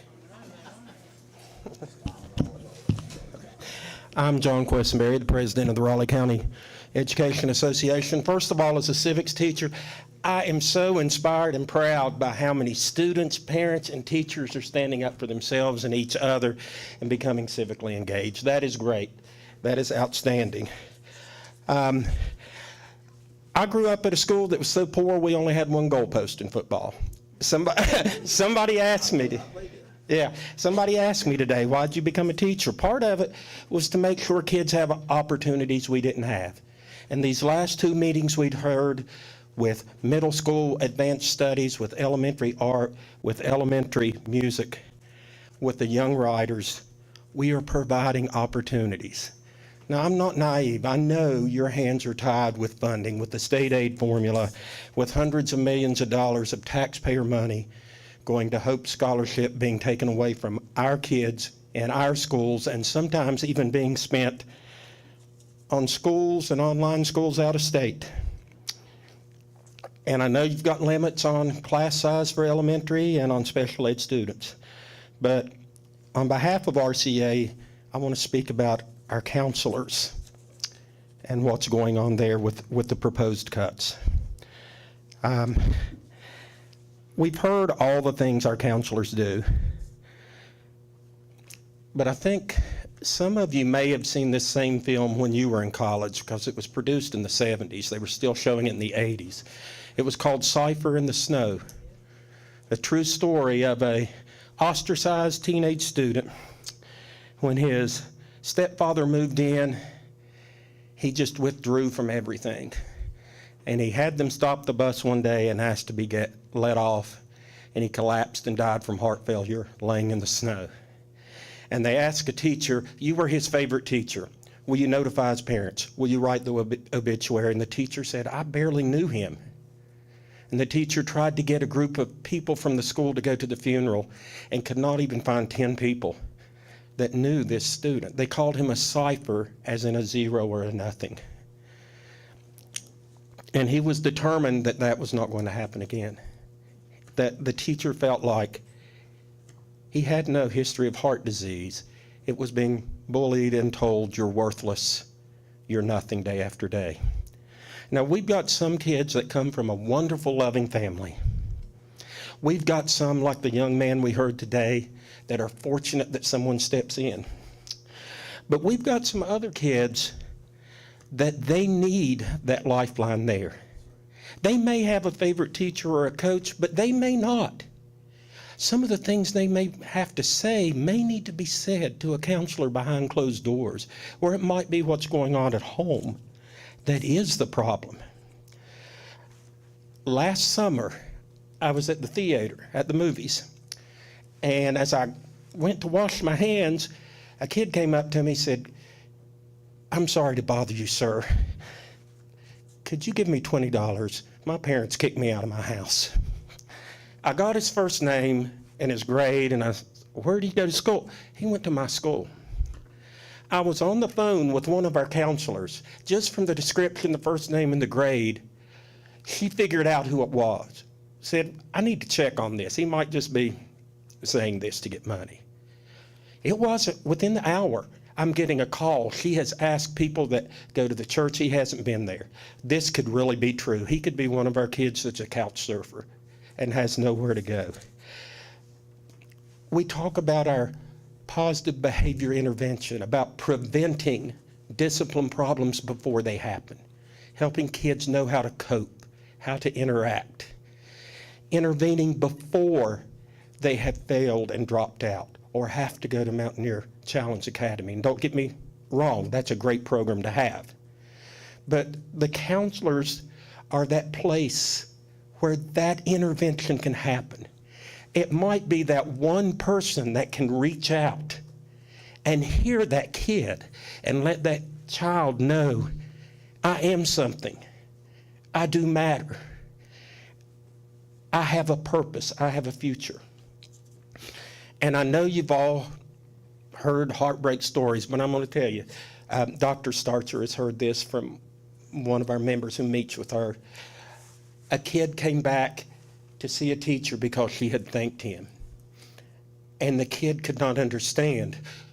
I don't get how I could say something that somebody would appreciate because they never knew that before. And our counselors can be that part, that can be the lifeline for these kids.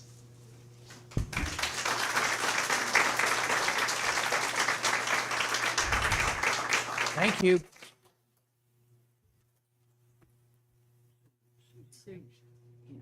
Sue Raines.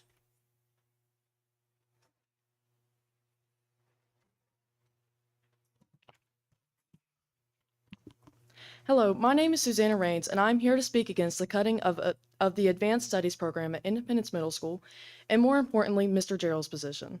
Middle school is notoriously known as the most troubling time in a student's life. However, with Mr. Gerald and his Advanced Studies class, this was not the case. Every day, I looked forward to the one class where I felt seen. High-achieving students are often overlooked, and their potential is brushed under the rug, especially students like me, who didn't prove their abilities through something like an IEP. This is why Mr. Gerald and his class are not something that can be disposed of without detrimental consequences to the education of Raleigh County. Mr. Gerald's lessons were beyond well thought out and engaging. In my years of attending school, I have not had a single other teacher who put in as much effort and care into their teaching. Recently, I placed second in the physics and astronomy category at the state science fair using the Green Bank 20-meter telescope. This would not have been possible without Mr. Gerald's help, as his astronomy unit introduced me to my passion, astrophysics, and made me aware of the student opportunities Green Bank has to offer.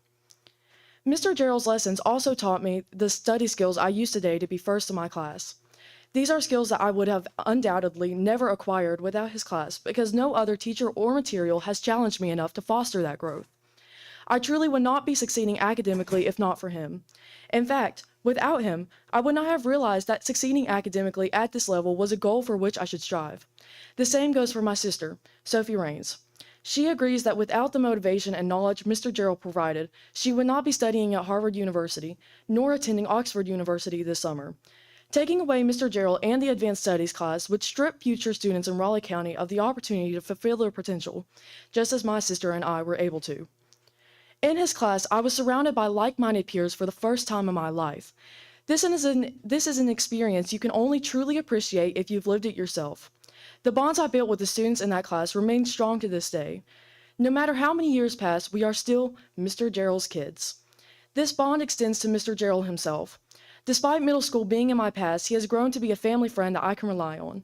If I can't crack something at school, I know Mr. Gerald will always be there to help me out, which he has many, many times.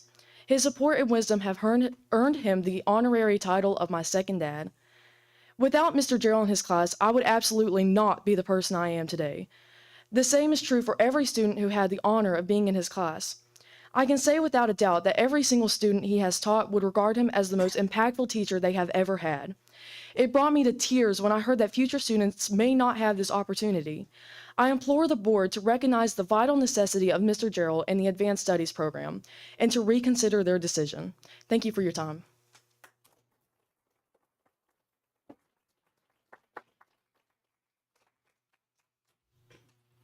Thank you.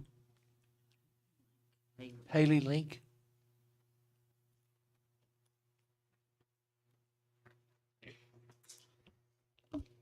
Good evening. My name is Haley Link, and I have had the tremendous luck and pleasure to have Mr. Gerald as a teacher 4 times in my academic career. The first time I had Mr. Gerald, I was 9 years old and in first grade. This was my third year with an IEP and my third separate gifted teacher at the time. He is the only one whose lessons have truly stuck with me throughout my life. I still remember the book we read that first year, The Mixed Up Files of Mrs. Basil E. Frankweiler, and was absolutely delighted once I found it again because it reminded me of the amazing class time I had with him. I also then had him as my advanced studies teacher throughout middle school. This wonderful man is the best teacher I have ever had and probably will ever have. No teacher I have ever had beyond him has shown the same care and support for each and every single one of his students. No matter the level they were at within the class, he always took time to work with them one-on-one and made sure everyone understood the lesson to the best of their abilities. The lessons he taught me are invaluable now in how they've helped me thrive academically, but also in my day-to-day life. The books and topics he introduced me to, I would have never considered to study on my own. His subjects teaching on the Constitution and the Supreme Court cases that are most important to our history are what led me to find my passion in justice, which has led me to where I am today, wanting to study in law and criminal justice. I honestly would not be standing here today speaking to all of you if this wonderful educator had never been there to pave the way for me and my peers to find the courage not only to speak our minds, but to chase the futures that we not only want, but know we can have with his support and structure. I have a younger cousin, Eli, who is an 8th grader. He had Mr. Gerald on the other spectrum of his classes. He had him for reading support. My cousin was struggling greatly in his English classes, and he's a little rowdy, and despite absolutely hating having been put in a support class at the time, he now says that he adores Mr. Gerald for the help he received and is forever grateful for him. He told me the other night when talking about this meeting that he genuinely does not know if he would be able to move up to the high school next year with all of his friends if it weren't for the help he received from Mr. Gerald. Mr. Gerald is a crucial piece in the puzzle that is Independence Middle School. Without him, it will never be complete, and so many students will miss out on having one of, if not, the most caring, passionate, and overall wonderful teachers. I would never be the girl I am today with plans of going to an Ivy League school if it wasn't for the guidance of Mr. Gerald, and for that I will be forever grateful. So I implore you, please do not take this wonderful man who cares so deeply about his students and their education away from all the kids who should be so lucky as to have Mr. Gerald as their teacher in the future. Thank you for your time.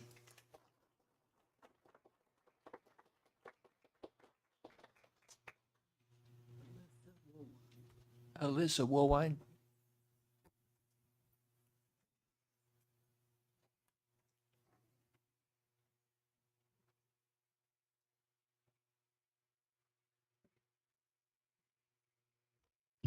Good evening. My name is Elissa Woolwine, and I'm a sophomore from Independence High School, and I'm here today to speak on behalf of the removal of Daily Advanced Studies class, and more specifically, the removal of Mr. Gerald's position at Independence Middle School. Mr. Gerald was my former teacher, and he truly embodied the role of an educator. His class stood out for its engaging approach, focusing on real-life skills and knowledge rather than just rote learning. Unlike many teachers who assign busy work, Mr. Gerald ensured every lesson was valuable, leaving us with lasting insights. I learned how to identify infectious diseases, understand constellations, explain constitutional amendments, and analyze historic court cases. Furthermore, he taught us to navigate maps and comprehend geological processes like the rock cycle. Mr. Gerald also instilled practical skills in stock trading and math, equipping his students with knowledge that continues to benefit us today. Mr. Gerald's class felt like a family, thanks to his exceptional curriculum and undeniable passion for teaching. His dedication to his role is unmatched, making him not just an educator in school, but also a coach for our West Virginia History Bowl team, for which he devotes his personal time. As a former member of the team, I attribute my achievement of the Golden Horseshoe, the first from Independence Middle School in 4 years at that point, solely to his guidance. Mr. Gerald's extensive knowledge and commitment to West Virginia history set him apart from any other teacher I've encountered. A daily gifted program is essential for some students who, like me in middle school, found standard classes unchallenging and often felt ahead of their peers. Many classmates struggled with boredom in average classes, lacking the stimulation they needed. However, in Mr. Gerald's class, I experienced a transformative learning environment where I was intellectually challenged without feeling overwhelmed. The assignments he provided were designed to prepare us for the future, setting a strong foundation for high school, college, and beyond. Thanks to Mr. Gerald's guidance and the quality of education I received, I am proud to be among the top performers in my grade. Mr. Gerald has profoundly influenced my life, particularly in my education and personal growth. He has shown me the value of taking risks and emphasized that my worth is not limited to grades. His encouragement has inspired my passion for government and motivated me to pursue higher education at an Ivy League school. I believe Mr. Gerald deserves to continue his impactful work at Independence Middle School. Please reconsider your decision to eliminate this position. Mr. Gerald changes lives. He changed my life, and that should not be taken away. Justice for Mr. Gerald. Mr. Gerald, I would like to say thank you for everything you've taught me and my peers along the way. Even if this ends poorly, what you have already passed on is incredible and will not go to waste. You've changed so many lives without even knowing. Thank you for your time.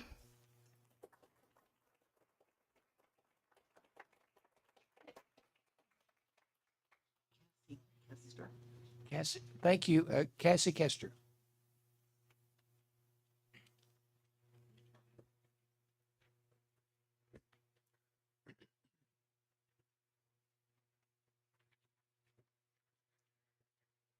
Good evening. My name is Cassie Kester, and I'm a sophomore at Independence High School. I'm here to speak against the removal of the Everyday Gifted class, and more specifically, the removal of Mr. Gerald's position at Independence Middle School. When I was in 7th grade, I was placed in Mr. Gerald's advanced placement class. I had never before had a class that educated and challenged me as much as this gifted program. I felt so relieved to be somewhere that would move at a comfortable pace, and even more so to have a teacher so willing to answer questions when necessary. Without this Everyday Gifted class, myself and many others without an IEP would never have been placed somewhere they could reach their full potential. Independence Middle School lacks in-class opportunities provided to many other schools in the county. Mr. Gerald's advanced placement class is one of the only options for students there wishing to pursue higher education at this level. In addition to allowing faster-paced lessons at middle school level, the gifted class gave better preparation for students planning to pursue honors, AP, or dual credit classes in high school. It would have been a much more drastic transition into classes like this had it not been for this gifted program. Mr. Gerald once explained that he taught as if a younger version of himself were sitting at a desk with us, so that if there was anything he would have understood himself, he would delve deeper into the subject. He inspired me to pursue a career in education myself, and this is a philosophy I fear would truly benefit any educator. Not only does he pick out specific lessons that will entertain and engage his students, but he also takes notice of anything those present may be struggling with in their normal classes as well. During our 8th grade year, when he heard our confusion over a subject in our math class, he took it into his own hands to prepare lessons on slope in a way he knew his students would understand. The smaller size of the gifted classes also allows for more personalized lessons in his responses, which Mr. Gerald takes complete advantage of. He knows the ways each of his students learn best and the sort of things they take the most interest in. He also likes to remain in touch even after his students have moved on to high school, offering his email in case one of us would need academic assistance at any aspect of school or life. He also works to support his students in aspects outside of school. He's been known to make an appearance in the audience of plays, dance competitions, and sporting events that his students are participating in, as well as coaching the West Virginia History Bowl team.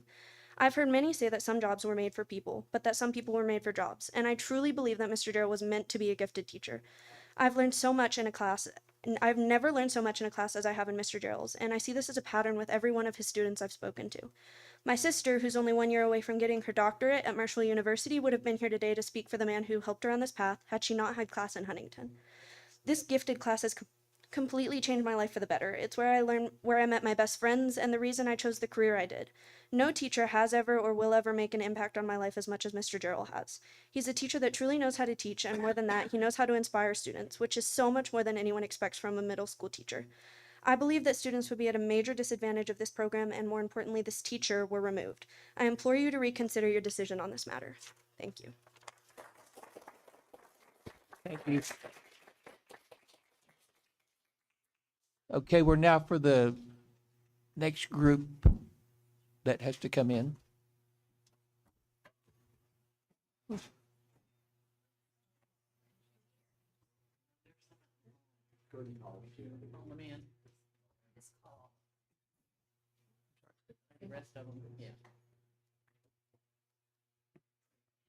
there's anyone remaining in the lobby, including central office staff, they can return to Munson Hall. Thank you.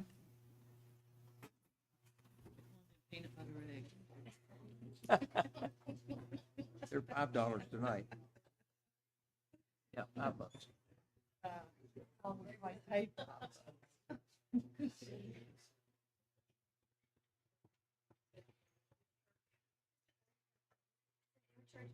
They make the best ones.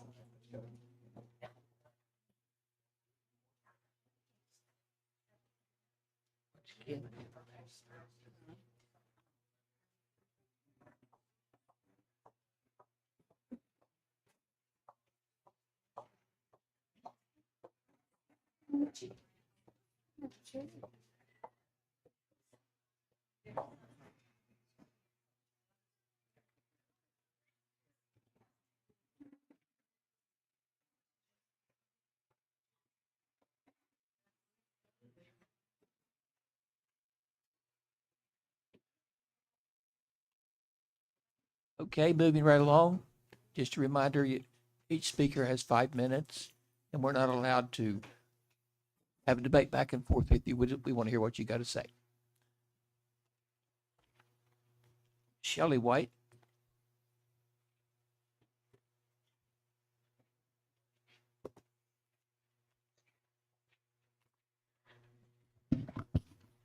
My name is Shelley White. I'm the school counselor for Cranberry Elementary and Park Middle School. My typical schedule is a half day at each school. I've been supporting students at Cranberry for 10 years and Park for 7. I'm here to share information about my job and the elimination of many counseling positions across the county. I will address 4 points: data transparency, targeting counseling staff and budget cuts, the excess school levy that was passed last year, and counselor ratios and appropriate duties. Number 1, data transparency. I work directly with student enrollment and scheduling, and I have access to school enrollment data.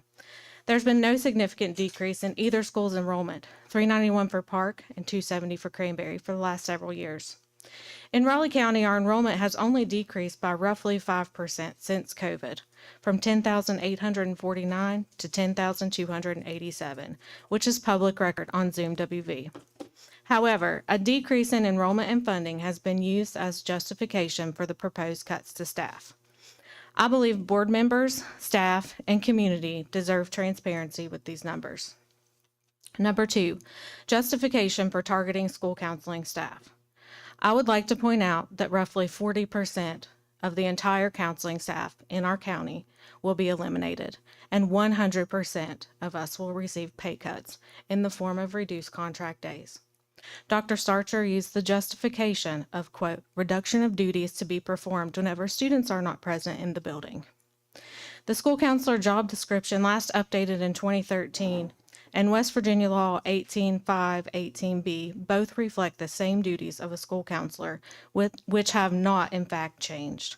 What has changed is that the superintendents and administrators are now being mandated by law to allow counselors time to be spent in a counseling capacity instead of clerical. Number 3, taxpayers and school levy. When the Raleigh County excess levy was passed last year, our taxpayers voted to pass it based on many benefits to the students, including supportive music programs and staff salaries such as school counselors. If you look back at the list of items used to promote the levy, there's well over $1.6 million allocated to athletic coaching staff and personal leave incentives. Trimming just these categories could easily support well-staffed school buildings. Number 4, appropriate counselor ratios and functions. Between both schools, I'm responsible for over 650 students, far exceeding the national recommendation of 250. My job requires me to be available for every student in the domains of personal and social, academic, and career education, in addition to crisis management. These students are not simply enrollment numbers to me. They are individuals ranging from 3 to 15 years old that I mentor daily so that they can survive and thrive. Research proves that 250-to-1 ratio allows for school counseling programs to be effective and can help meet the goals set forth by the superintendent each year, such as increasing our test scores, attendance, and graduation rates, and decreasing disciplinary infractions. School counselors will remain essential in each school building. In closing, I would like to tell you some things about my work as a school counselor. My workdays are never the same or predictable. I spend at least 80% of my workdays directly with students in either a teaching capacity, individual counseling, or assisting with crisis intervention. I have a master's degree in education, school counseling, and national specialist certifications in bullying, anxiety, and mental health, which have equipped me to provide unique support in these areas. I counsel students on a regular basis who are dealing with homelessness, divorce, abuse, neglect, death and grief, and suicidal ideation at both the elementary and secondary levels. Weekly and sometimes daily, I work with CPS and social services to protect my students. If these recommendations are passed by the board on April 8th, I will lose the ability to continue working with the students and families that I have spent years pouring into and advocating for.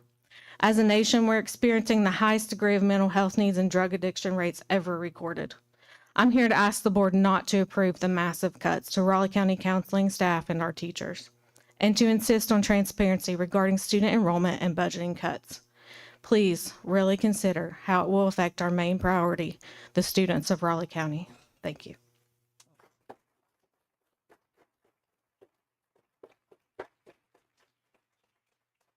Thank you. I was trying to read your t-shirt. I became a school counselor because your life is worth my time. Thank you.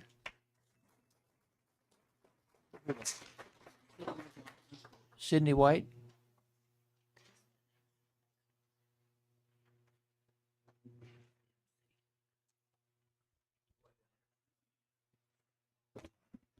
Hi, my name is Sydney White, and I'm a 4th grade student at Cranberry Prosperity Elementary. A few weeks ago, 4 of the most awesome teachers at my school were terminated. My mom got transferred to another school, and my teacher for next year, my 4th grade teacher and a 1st grade teacher, all got terminated. I know our school doesn't have a lot of money, but I think it's wrong to get rid of teachers that do an amazing job teaching us.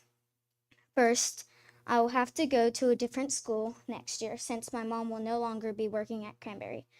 I also can't imagine being in a classroom with 4th graders next year. I've made so many friends at my school and learned how to trust people. I have people that I can tell my feelings to. The kids at Cranberry have built trust with my mom, the counselor, and it will be extremely hard for them to start over with someone new. Next, my 4th grade teacher, Miss Kelly, is one of the teachers you chose to terminate. Miss Kelly has taught me so much, like how to write 5-paragraph essays, become a better reader, and even taught me sign language. My fourth grade teachers have been the best teachers to have. Another teacher that has been terminated is Miss Mason, one of the 5th grade teachers. She is really nice, and I know she has taught the 5th graders a lot. She's been at our school for several years, and she's always been happy to volunteer. She puts together field days, school dances, and fundraisers. She always makes sure people have fun. Finally, Miss Tolliver will be terminated at the end of this year. I've never had her as a teacher, but I know she teaches us, the kids, a lot. They always smile coming out of her class. She makes sure that they have fun. She always tells them that she loves them. She always has a positive attitude even when she's sad.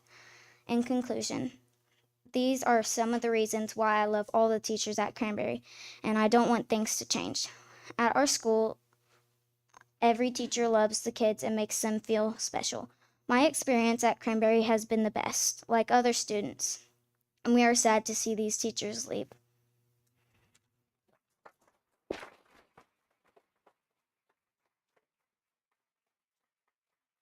Thank you. Becky Dempsey.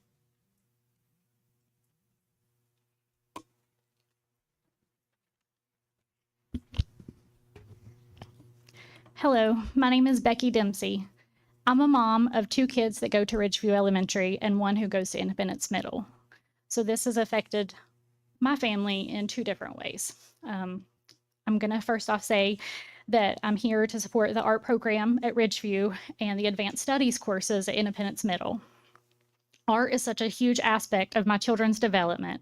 It fosters each one of their creative abilities, it reduces stress, and gives them something to look forward to. I also must add that teachers like Ms. Sexton, who put so much work into helping them find their creative niche, are also vital in teaching the arts. It takes someone with a passion for it to help shape their little minds, and I do not feel that anyone is more suitable than she is. Advanced studies at Independence has been beneficial for my oldest. Without it, he would be without any challenge and, per his words, bored. He needs that extra challenge, just like those in special education classes need that extra special level of care. Up through elementary school, he made good grades, but he just didn't have that extra push. He really was bored. And then he was placed in advanced studies in 6th grade, and now he's in 8th grade. And so he's had Mr. Gerald for 3 years. And Mr. Gerald has never given up on him, even though I'm sure it's been very, I'm sure he wanted to at times. But without those type of classes, I feel like our students aren't going to be as successful as they have the potential to be, my son included. My son wants to be a NASA astronaut, and most kids, give up on that as they grow older, and mine really has not. And I feel like people like Mr. Gerald are part of that reason. He knows that he has that potential if he wants to be. And I just ask that you guys reconsider both of those programs as well as the counselors. Everything that I've heard today has just blown me away, because I can't imagine to be in y'all's position how hard it would be to pick and choose what gets eliminated and what does not. But I ask that you reconsider, because the kids need all of these things. I also work in mental health. I'm a registered nurse at an agency in Beckley, and I deal with nothing but patients with substance abuse. I deal with the adult population, but our company also deals with the children in the public school system. They go there regularly, and I just think that it's super important that with counselors that we continue to have those and not eliminate it and take away from the kids that need that, because then they end up, they go down the wrong path. They end up with substance use. They end up increasing my job load, and the outcome is just never good. And I feel like if they have that proper support throughout their school system, the less likely they are to choose those things after high school. That's all. Thank you. Thank you. Tanya Thompson.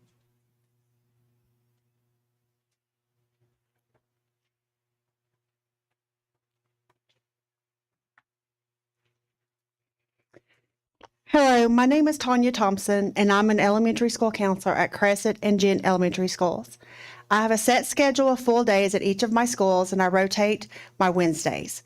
Both of my elementary schools have 513 students combined, and I have been at my schools for 8.5 years. I have a total of 24.5 years of school counseling experience, and I have been a school counselor at all levels at the elementary, middle, and high schools, so I do have a unique perspective.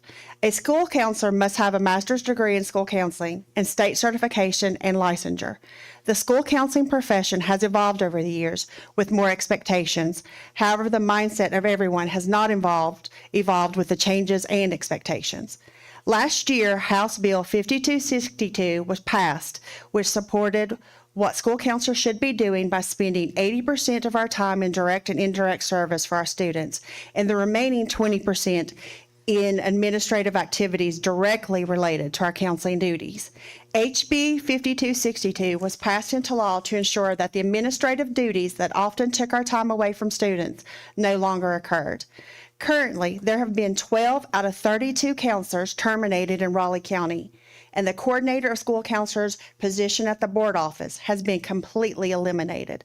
This is almost 40% of one group of professionals that are boots on the ground supporting our students and families that have had their positions terminated. All the counselors that remain, 100% of us will have contracted days cut next year because it has been said that our duties have changed. However, according to the American School Counseling Association and Raleigh County's very own counselor job description, that is not true. Our duties have not changed. However, the expectation that we continue to perform administrative and clerical duties has. This House bill supports that our focus should be on the academic, career, and social emotional learning of our students. With the mental health needs of students increasing year after year, it is an imperative that we give students the mental health support they need. Between the after effects of COVID and the opioid epidemic, educators are dealing with so many mental health and behavioral issues like never before. Given the proposed reductions in counselor positions and workdays, it appears that the counselors may not be adequately supported to succeed. The American Counselor Association recommends that the counselor-to-student ratio for all levels should be 250-1 to be effective. This is when a school counselor can truly do their job and be effective and not feel like a student is playing the lottery for your time. Here are just some examples of the many diverse student issues that as a school counselor I have addressed. Students that have lost a parent or loved one and is trying to cope with the grief, coping with divorce, students having emotional breakdowns because they disclose they want to harm themselves, and this is at all levels. Parents becoming emotional because they are overwhelmed and needing our support. A student disclosing they have been abused or neglected. Mandated reporting to CPS. A child that has been placed in foster care. Students dealing with anxiety and depression. Homelessness, food insecurity, self-esteem issues, attendance issues, body safety, healthy relationships with peers, personal hygiene, eating disorders, school-appropriate behavior and expectations. Impact of social media, parents that are in prison, drug use of parent, living with family members that are not their parent. These are just a few examples of what we as school counselors try to help our students overcome. This year I did attempt something new, which was minute meetings for the first time. At one school, I did them with my second graders, and then the other school, I did this with my third graders. This took me a total of 9 days, over a month, to complete for both of my schools with my regular job duties. Minute meetings are one-on-one meetings that last a few minutes with each individual student, answering questions I created on a Google form that stimulates conversation. And this is why I'm a counselor. The feedback that I got from my students and teachers was so positive that I even had students that wanted to give up their recess time for their minute meeting. This is what school counseling is about, and I'd like to do this for all grades, but there isn't enough time.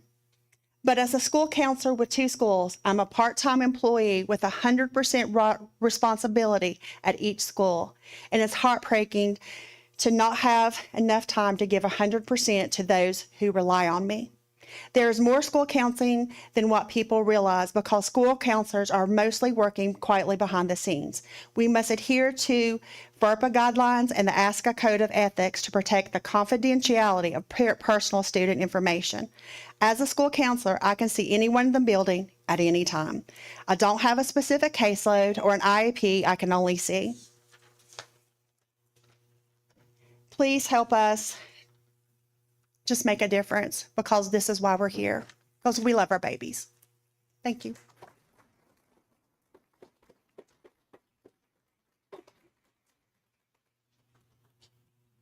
Chico Dorsey, thank you.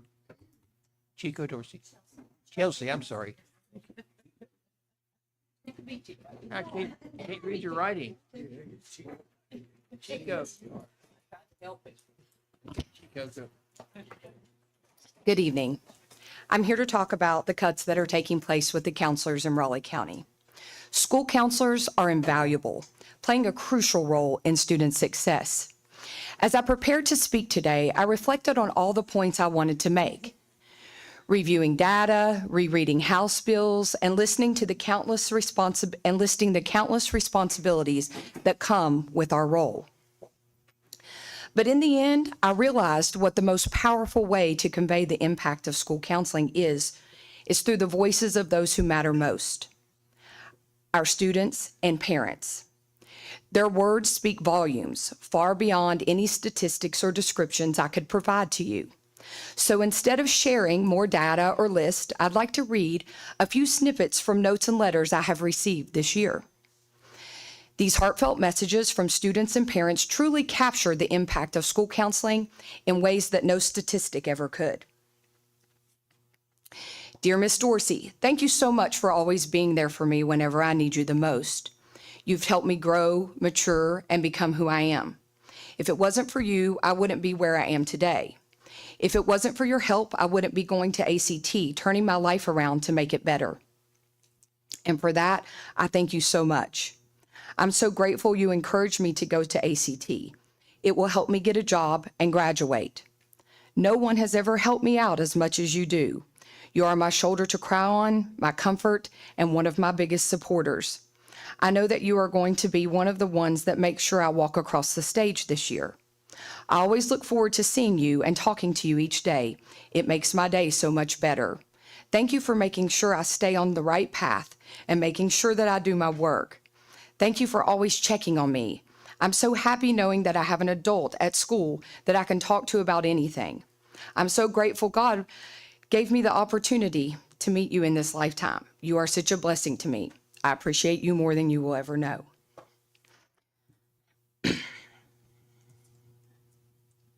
Thank you for being an amazing school counselor. Because of you, I don't feel alone, unwanted, or lonely.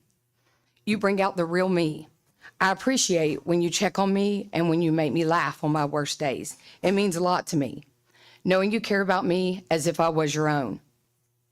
You've been there for me every time I've needed you. From the bottom of my heart, I thank you. Miss Dorsey, thank you for everything you've done for me. There have been so many times that I have needed someone and you were always there for me. You have really helped me understand myself even more. It means a lot to me that you take the time out of your day to talk to me. You make me feel like I'm wanted and taken care of. Always know that you have played a huge part in my high school career as well as so many others. Thank you. I am thankful for Miss Dorsey being there daily for my daughter. She has went above and beyond for her. There's nothing more comforting as a parent than to know that there is someone in the school building that your child can come to in time of need. Thank you for being patient, understanding, and comforting to my child. Thank you for your time. I hope that these snippets have given you a deeper understanding of just one of the many important roles I fulfill as a school counselor. Schools need counselors. Students need counselors. Parents need counselors in the schools. Reducing our numbers would have a profound and detrimental impact on both student success and the overall well-being of our schools. Thank you. Thank you.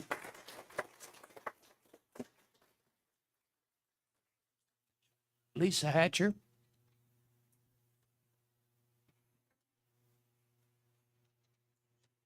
Lisa leave.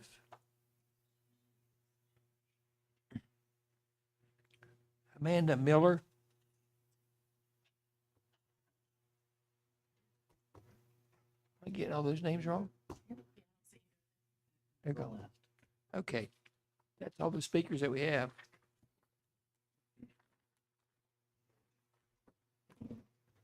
And we thank everyone for sharing your comments. Hey, before you leave, Sydney, you need to quit looking at me and smiling like that. You're driving me crazy. You're just too cute, okay?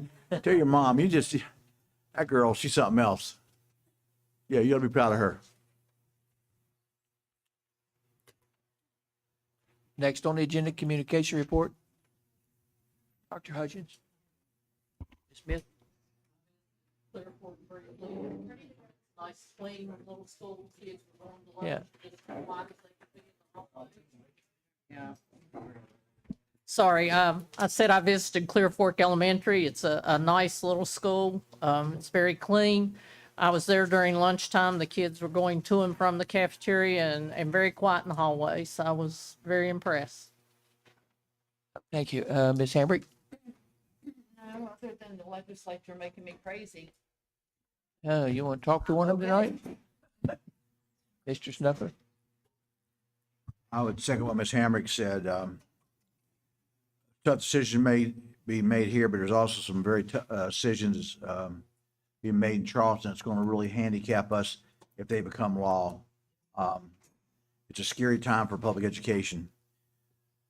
That said, been running kids to track practice a little bit and doing that and seeing things going on. Schools are very busy. You talked about here today, but you go to most of our campuses right now, kids are playing tennis, kids are running track. They're out there, a lot of things going on, and it's good to see. Pretty weather, and it's just good to see all the kids out there involved in things. Hey, I went by Woodrow Saturday. There was a tennis match, a softball game, a baseball game, and the honors band. all at the same time. It is busy. I don't have anything, Dr. Starcher. I would just let the board know that we started something new this year. It's called the SAT Boot Camp. That's going on across the county this week. It's a full day that a lady comes in and works with our students that are preparing to take the SAT. Monday, she spent the full day at Shady High. Today, she was at Liberty. Next 2 days, she'll be at Woodrow, and then we'll wrap up Friday at Independence High. Miss Hodges visited, and it all appears to be going very well. Our students appear to be very engaged, so we're very excited about that and look forward to continuing that in the future. I guess, what is she actually doing? I mean, I haven't attended, but my understanding of the SAT boot camp is really preparing students. Almost a little bit of it is test taking. Like today, one of the students, Ms. Hodges shared, they were going just talking about taking the test, and the question was something about leaving an answer blank or leaving a question blank. And one of the students said, no, you don't skip over a question and leave it blank, because you at least have a 25% chance of getting it right if you answer it. Right. I know she shared that you have 1 minute to to answer each question, and then you have to move on. You know, she's working with them on those types of things, but then they also receive a book that they can take home and be practicing for taking the SAT. And Miss Hodges shared she overheard some students saying they were taking it home and going to work on it over spring break. So that's positive. So we're hopeful that it helps our students. But so far, we've had a very good response from our schools. That's all I have. Thank you. Attendance report, Ms. Lacy.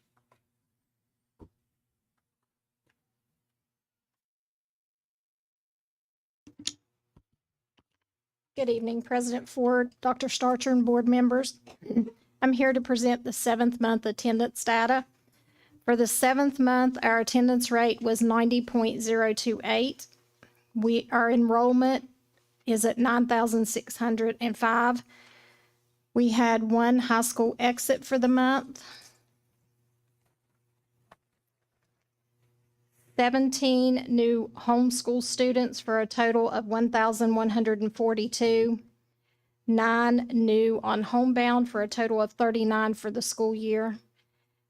15 new to alternative for a total of 106 for the school year, and 4 new Hope Scholarship Notice of Intent received for the month for a total of 89 for the year.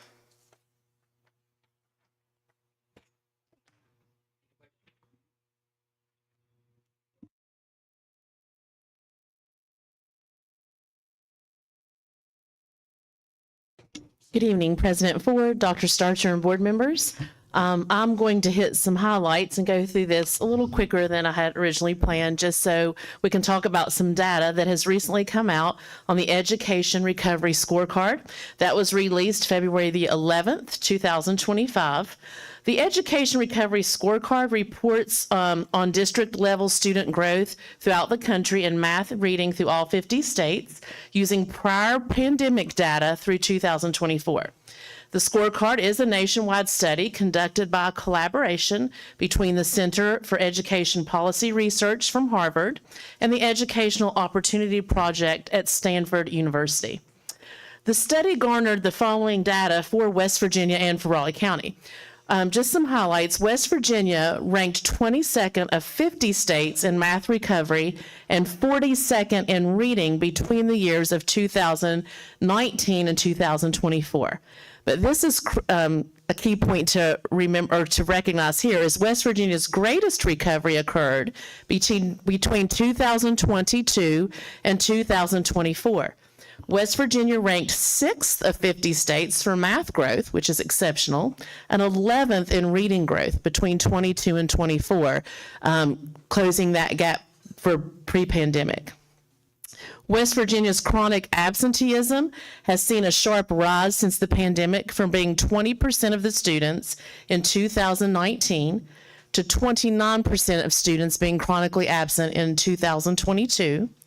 And there has been a 5% decline to 24% in 24. So West Virginia is at 24% of their students being chronically absent when it was 20% in 2019. So we're still not back to where we were as a state, but headed towards that direction. The average student achievement in West Virginia remains almost half a grade level below of that in 2019 in math, 3/4 of a grade level below in reading. So a direct quote from this study says, the average student in some districts in West Virginia remains more than a full grade equivalent or more below their 2019 mean achievement in math. But I'll have you pay attention to this next quote. Still, there are bright spots. The mean achievement for students in Raleigh, Marshall, Ohio, and Putnam has surpassed the 2019 levels in math. So Raleigh County is performing higher now in math than we did prior to the pandemic. So that is kudos to our county.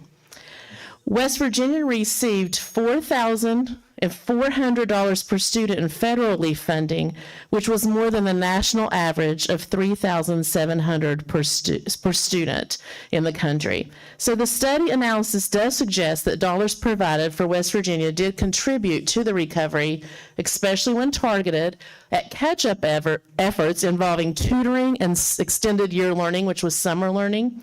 Districts who focused on extended day with tutoring and extended year with summer programs demonstrated much better growth than those who did not. So I'm not going to go through the whole slide presentation, but I just want to show you really quickly. This is the site where you can go and just navigate throughout the country and see where we are. I wanted to show you in reading, this is West Virginia based on to the nation. So we had no growth in West Virginia. Any county was pretty much stagnant in reading. So if you look at the data here, this is Raleigh County and that little blue dot there, and that's all of West Virginia. So there's really been no growth in reading. So that's something that our entire state needs more direction and work on. Throughout the country in ELA, the state with the most growth was Louisiana, and the least amount of growth was Maine. So if you navigate this site, it's going to kind of look like this. And so when I talk about that, Louisiana is towards the top, and then Maine at the bottom. In math, Alabama rates the highest in math growth achievement since the pandemic, and Virginia is the lowest in math achievement. I do want to show you this real quick. This is Raleigh County.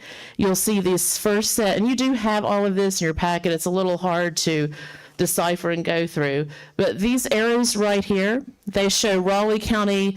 This is our decrease that we had during the amount of change from 19 to 22, but you'll see our change in math from 22 to 24 compared to West Virginia and compared to counties that are similar. You'll see there it's Preston, Mineral, Upshur, and some of those counties there. So we're doing a great job as a county in math. We need to focus on that reading.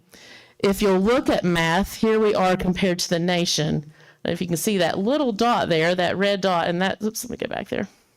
That red dot is Raleigh County. That line is the national average, and all of those areas are districts throughout the country. The blue are West Virginia districts. So we're doing a really great job in math. And I'll show you these quickly here. Here shows our math achievement from 19 to 22, and you'll see where Raleigh is up there.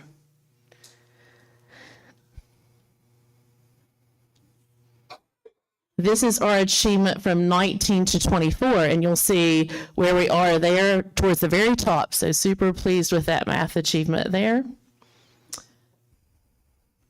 And then this is chronic absenteeism. So we're at the state average right now. Kim, as you were presenting, I was thinking we probably should talk to Greenbrier and Fayette and some of those because they've really shown a lot of increase in the reduction of chronic absenteeism. So having talked about that very quickly, they said extended year was proven to have really been effective. So last meeting, I know Ms. Reeve talked about our Energy Express that we were reducing to 2. So we've been working as a county to kind of supplement that. So we are going to have 4 elementary schools that are going to have K-5 programs this summer. Each school will have 120 spaces. So we'll have 2K, 2 first, 2 second, all the way through 5. That'll be Ridgeview, who is also an Energy Express site, Stratton, Beckley, and Bradley. Then at Fairdale, which is not a title school, we're going to offer K-1 through Science of Reading. There'll be 40 students offered spots there. And then at Best Middle School, we're going to have 6 through 8 ELA and math for each grade level with 90 spots available for students. Priority will be given to students who are either Title I in a Title I school or they did not meet cut scores on their Science of Reading on their iReady diagnostic. This will be 3 weeks in July for 5 days. We made it a little shorter this year because we found last year we didn't have the participation that we liked. So July 7th through the 25th. And we'll have 2 special educators, administrators, and they'll, of course, be served meals. We did find a program that we're super excited about, Scholastic Literacy and Math Camps. So every teacher will have the same curriculum. There's no technology. It's all engagement-based. It has literature involved. So there'll be an hour and a half for math, an hour and a half for literature, 30 minutes for U-Fly phonics, and then other things that we're going to be engaging with. It'll be more fun activities throughout that camp. So I just wanted to share those preliminary plans with you. So we're braiding funds. We're using Third Grade Success Act money and then some federal funding as well. Any other questions or? Thank you. Only thing I had on that, if you look at those math scores and stuff, that was changed. It wasn't actually our math scores. It was changed from where. Correct. That's the growth that we've shown. Yeah. Yes. It's good. Yes. Yes. Still not where we want to be. It looks real good, but if you start low, it's easier to be up high. So I just. We still got Yeah. to, put that and everything in relevant, saying that we still need to improve those scores. I'm proud we're doing that way, we're going that way, but we still have a long way to go. Yes, but we're one of the few counties who are surpassing our 2019 level. Right. Yeah. So glad about that. All right. Thank you. Thank you. We have no unfinished business. Policies and procedures. The following policies already been placed on a 30-day comment period. Dr. Starcher. You want to just talk about all of them individually? I can be quick. In letter A, policy C.1.20, the only change or changes recommended to that policy involve the change of $70 a day for the attendance incentive to $85 a day based upon the approval of our current excess levy. That is the changes all revolve around that. So just recommend that be placed on 30-day comment. So do I have a motion? I move that we put policy C.1.20, personal leave for illness and causes out on 30-day comment. Second. All those in favor say aye. Aye. Motion carries. Dr. Starcher? I do 3.30. I do sincerely apologize. I should have asked to do this earlier, but based on some work, we've decided to recommend pulling that off the agenda for now. We'd like to bring it back at a later date. Do we need a If that is motion for okay. I move that we approve the removal of D.3.30 from the agenda. All those in favor say aye. Aye. Motion carries. The following policies have completed 30 days comment, and now we're looking for approval. Yes, sir. Number A is C.1.5.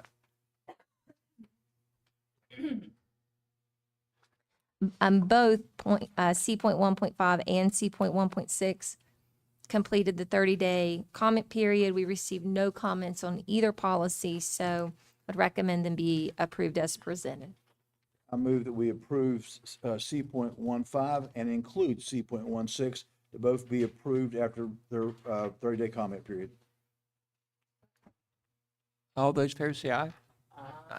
Motion carries. Consent items A, and B. Is there any objection to a vote on all those together? Do I have a motion? I move it. Go ahead. All those in favor say aye. Aye. Motion carries.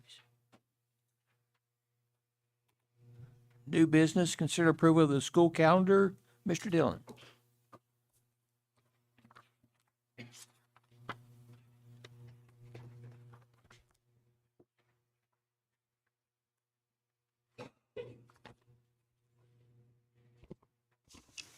President Ford, board members, Dr. Starcher, as required, we did have our two public hearings. One was on February 27th. The second one was on March 11th. After March 11th, we put the school calendar out to vote to our staff members countywide, and those numbers have come back. School calendar 1 received 622 votes. School calendar 2 received 423 votes. My recommendation to the board would be to consider school calendar 1 as the calendar for the 2025-2026 school year. I move we approve the adoption of calendar 1, which was submitted to us for the 2025-26 year. All those in favor say aye. Aye. Motion carries. Thank you. Approval of the request for exemption to the 4-year attendance requirement. Good evening again. We have 3 this evening, 2 students from Woodrow Wilson, 1 from Shady Spring. All 3 are option pathway.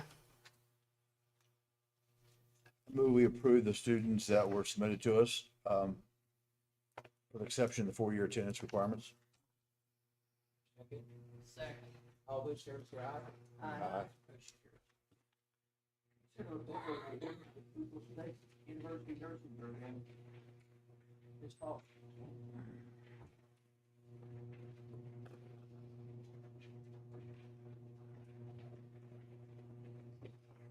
President Ford, board members, and Dr. Starcher. That is an agreement with Bluefield State University, and that is for the nursing programs for the students so that they can do their clinical hours to become certified school nurses. Sounds like a good thing. Yes, sir. Very good thing. Have a motion? Second. All those in favor say aye. Aye. Motion carries. Consider approval of the MOA with the Department of the Air Force and Raleigh County Schools, ROTC, JROTC. President Ford, the MOA with the Department of Air Force, this would just allow us to continue the program we have currently operating at Woodrow Wilson High School. So I would recommend the MOA be approved. I move we approve the MOA with the Department of Air Force. All those in favor say aye. Aye. Motion carries. Okay, E, discuss the possible approval of the CEIA-USA. I move we go into executive session since this is covering a security item in our schools to discuss this. Mr. Dillon, would you go with us? Yes. Thank you. Did we pass it? Hey, Larry, got to vote on it. Uh-huh.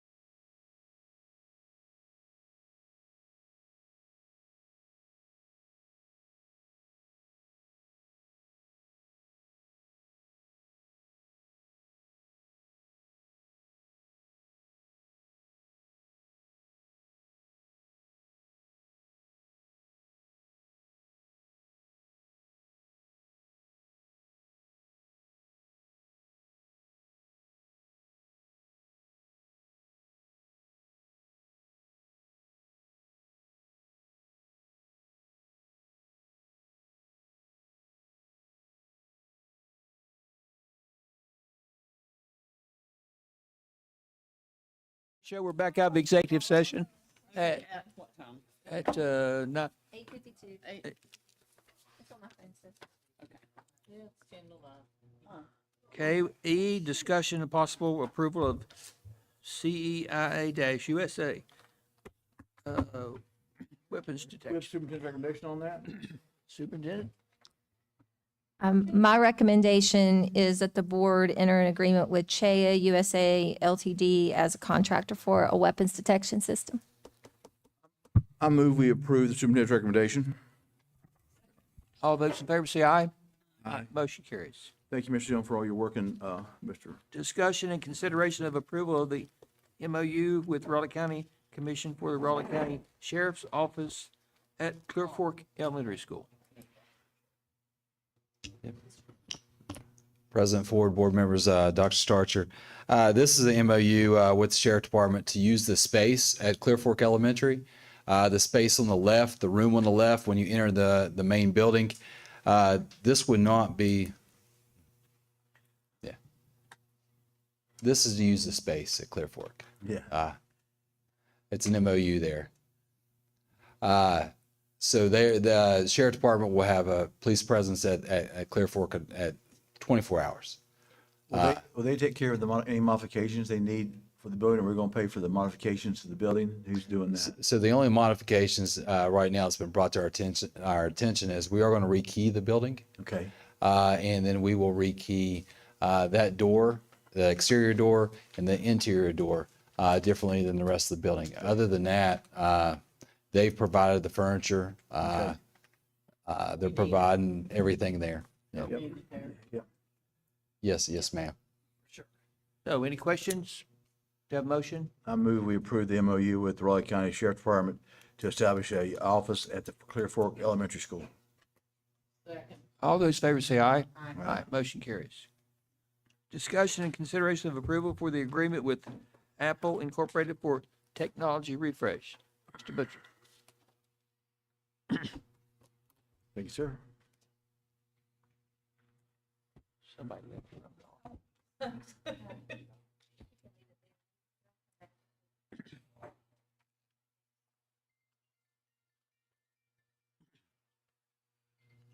Larry, you want to be fine? President Ford, Dr. Starcher, board members. I'm here tonight to talk to you a little bit about the Apple refresh, or technology refresh, I should call it. Every 4 years, Raleigh County Schools refreshes their equipment. I've broken down, I think you have the detailed Apple quote that you've seen. I've broken that down to give you a little bit more clarity about where the funding goes. It's kind of hard to read that quote that they provide us. But at the top of the page, right there, wrong page in front of me.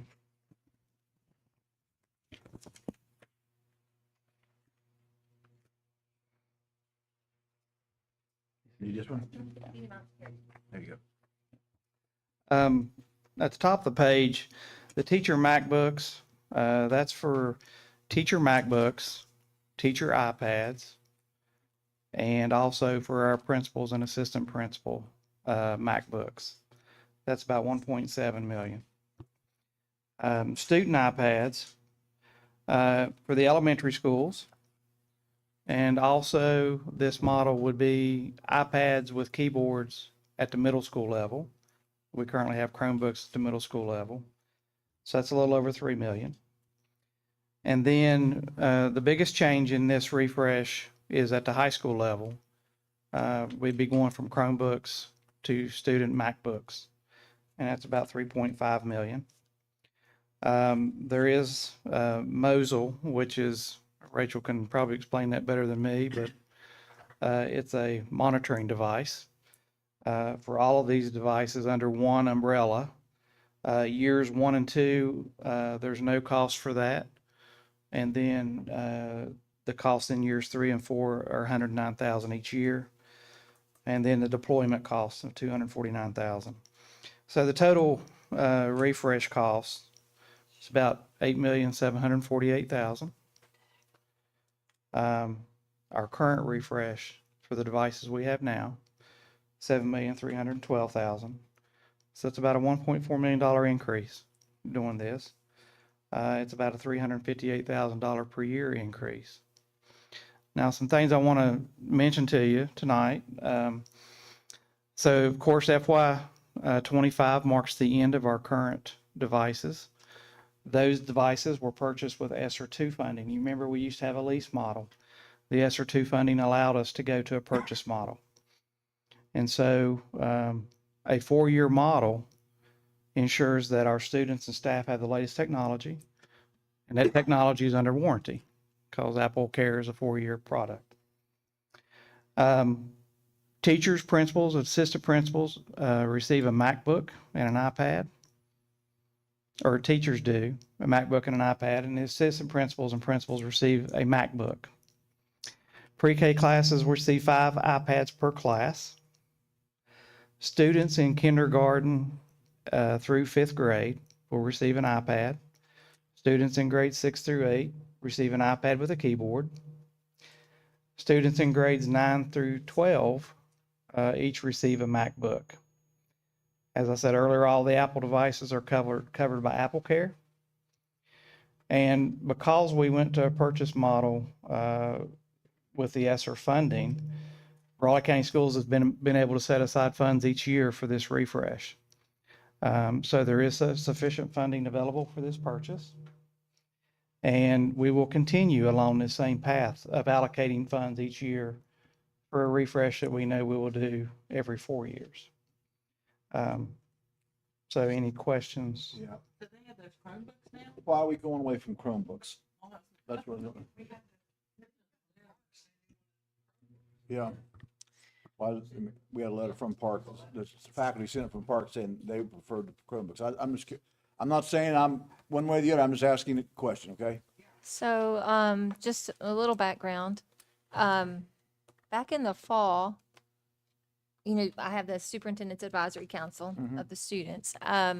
So one of the items, Mr. Dillon will remember this, one of the items the students asked us to look at was eliminating Chromebooks. They said they don't hold battery life, they don't work as well, and they asked us to look at a different device, perhaps a MacBook, or they even liked when we used iPads, but they asked us to look at something different instead of the Google Chromebook.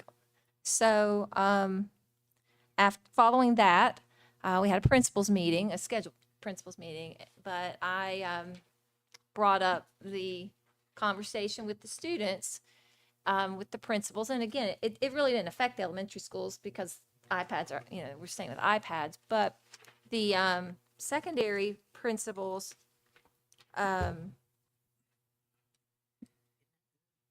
some of them, I mean, they talked about the iPads. A couple of them had a keyboard with their iPad, so they liked the iPad with the keyboard. So it seemed positive. We've talked with the principals one other time in another principals meeting, had one principal have some questions. So took those questions to our next Apple call. Now, this was when our network administrator was on the call with us, and Apple. But the question that had been asked by the principal, and I apologize, I can't remember what that exact question was, but the network administrator and Apple said, no, you know, you know, they answered, and I'm like, so it's not a problem to make this switch. Yes. So we were all good. And then we moved forward with working with Apple to get the quote, get everything going for this board meeting. And then we received this letter last week. Now, I don't know, obviously, how many staff responded to this. Oh, I should also say, I meet monthly with RCEA, and this was an item, I talked with RCEA about it, and RCEA, the secondary teachers on that committee seemed very positive about making this shift. So really last week, when we received this letter, this was the first any like expressed real concern. So, you know, I reviewed the letter, and I mean, they have pros and cons, you know, for both here. But where we were in the process and knowing that you know, we have to move forward, or we won't Right, have devices right. in the fall. But this is the only school that I've received any information from, that even listed pros and cons. Rachel, is there any problem with any of the software running now on the Chromebooks adapting that to Apple? I mean, like, computer science is the only thing that we'll have to work around. Okay. We'll just have to use some older devices for computer science devices. Okay. Yeah, that was a question because, you know, that's one of the reasons there's always been, and it's got better, there's always been some software packages and some applications we have that just don't like Apple devices. And you know that. You got to kind of work around that. But Most devices today and the way the internet works, it's all web-based. yeah, so yeah, that makes a whole difference. You're not running on the software yet.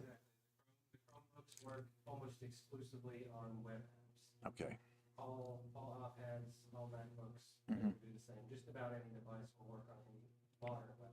Right. Okay. There are native apps that Yeah. may be. I mean, it used to be I couldn't, but now, I have Excel on my phone, okay? I run Word on my phone. You know, that was a no-no. You couldn't do that, but now you can because there's apps that do that stuff now. But, okay, I just, Oh, absolutely. I've talked with the principals at 2 different principals meetings. Yes. well, I mean, if you're a Apple person, my granddaughter at WU, she runs a Apple. Yep. Okay, that's what they do. They run Apple products. And, even though they have a Chromebook, my granddaughter, it's a junior at Liberty, even though she has a Chromebook, she has an Apple, laptop at home. You know, MacBook, so. mean, that's the thing. I will say, I forgot to mention earlier, I think it was when I talked with RCEA, it may have been the principals, but I think it was RCEA, that, and their students said it would be nice if the students had the same devices as the teachers had, instead of that the would be teachers yeah. having the MacBooks and the students having the Chromebooks. I can see that a lot. Mr. Dillon just said Student Advisory Council said that. But that was one thing that I can see that a lot. students mentioned, and I want to say RCEA mentioned that they, when I shared it, they echoed Right. that thought. And you know, breakage is an issue too, and we've considered that in this, and these costs are the cases for the MacBooks and the iPads.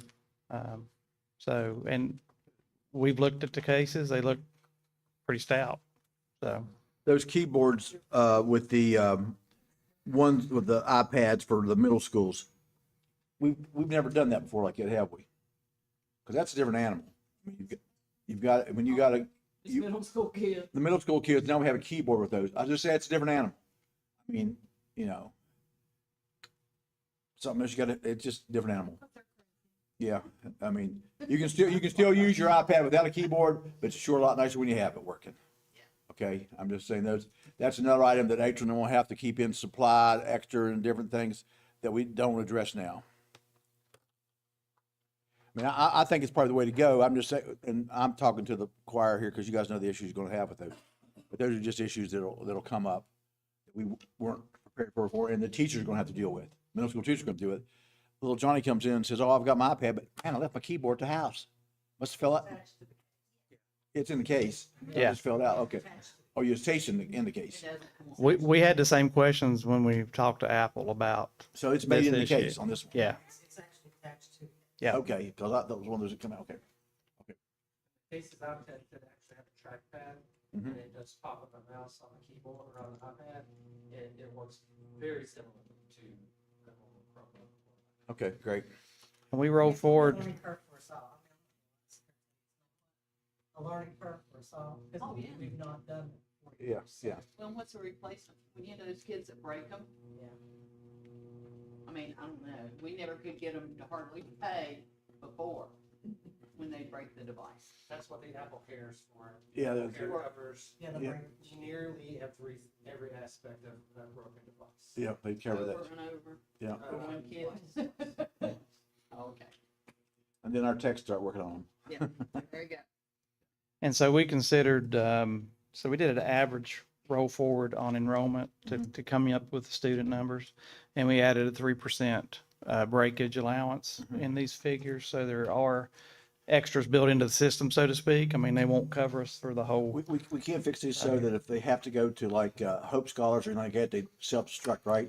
Well, Rachel can speak to the, we can turn it off, yeah. Yeah, good luck. Good luck. Yeah, I know you can't do it, yeah. That's a big pro too. That is about, they got they got a real good tracking. I mean, you can make it useless. You know, just, yeah, from our end, yeah.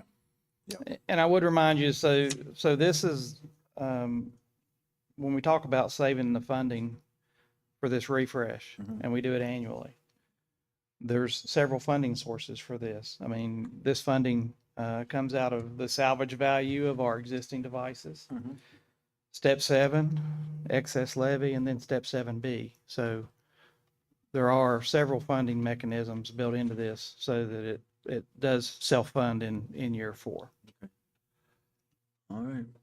So we need a superintendent's recommendation on that? My recommendation is that the board approve our agreement with Apple Inc. for our technology refresh beginning next school year. I move we approve the superintendent's recommendation on the Apple refresh. Motion moved and seconded. Motion moved and seconded. All in favor, say aye. Aye. Motion carried. Approve superintendent's recommendation for personnel, 24-25. My recommendation is as presented. No corrections or, No corrections. gosh, even a blind hog will find an acre once in a while, I guess, so it's just, yeah, do it there. All right. I move we approve the superintendent's recommendations as were submitted to us. All those in favor, say aye. Aye. Motion carries. Approve administrative leave of an employee, Derek Brooks. Derek Brooks. I move we approve the administrative leave of Derek Brooks as was submitted to us by the superintendent. I'll second. Motion's moved and seconded. All those in favor, say aye. Aye. Approve suspension and termination of the bus operator. Nathaniel Martin Adkins. I move we approve the superintendent's recommendation for suspension and termination of Nathan Martin Atkins. Am I correct? Yes, sir. Yes. All those in favor, say aye. Motion carries. Approve the termination of a coach. Brantley Wood. I move we approve the superintendent's recommendation of termination of a coach, Bradley Wood. Brantley. Brantley Wood, I'm sorry, excuse me, Brantley Wood. Have a second? All those in favor, say aye. Aye. Aye. Motion carries. Well, last page, number 12, adjournment. This meeting is adjourned. We just, we just, Carla's gone, so I was about to send it to her, 8:30 in the morning.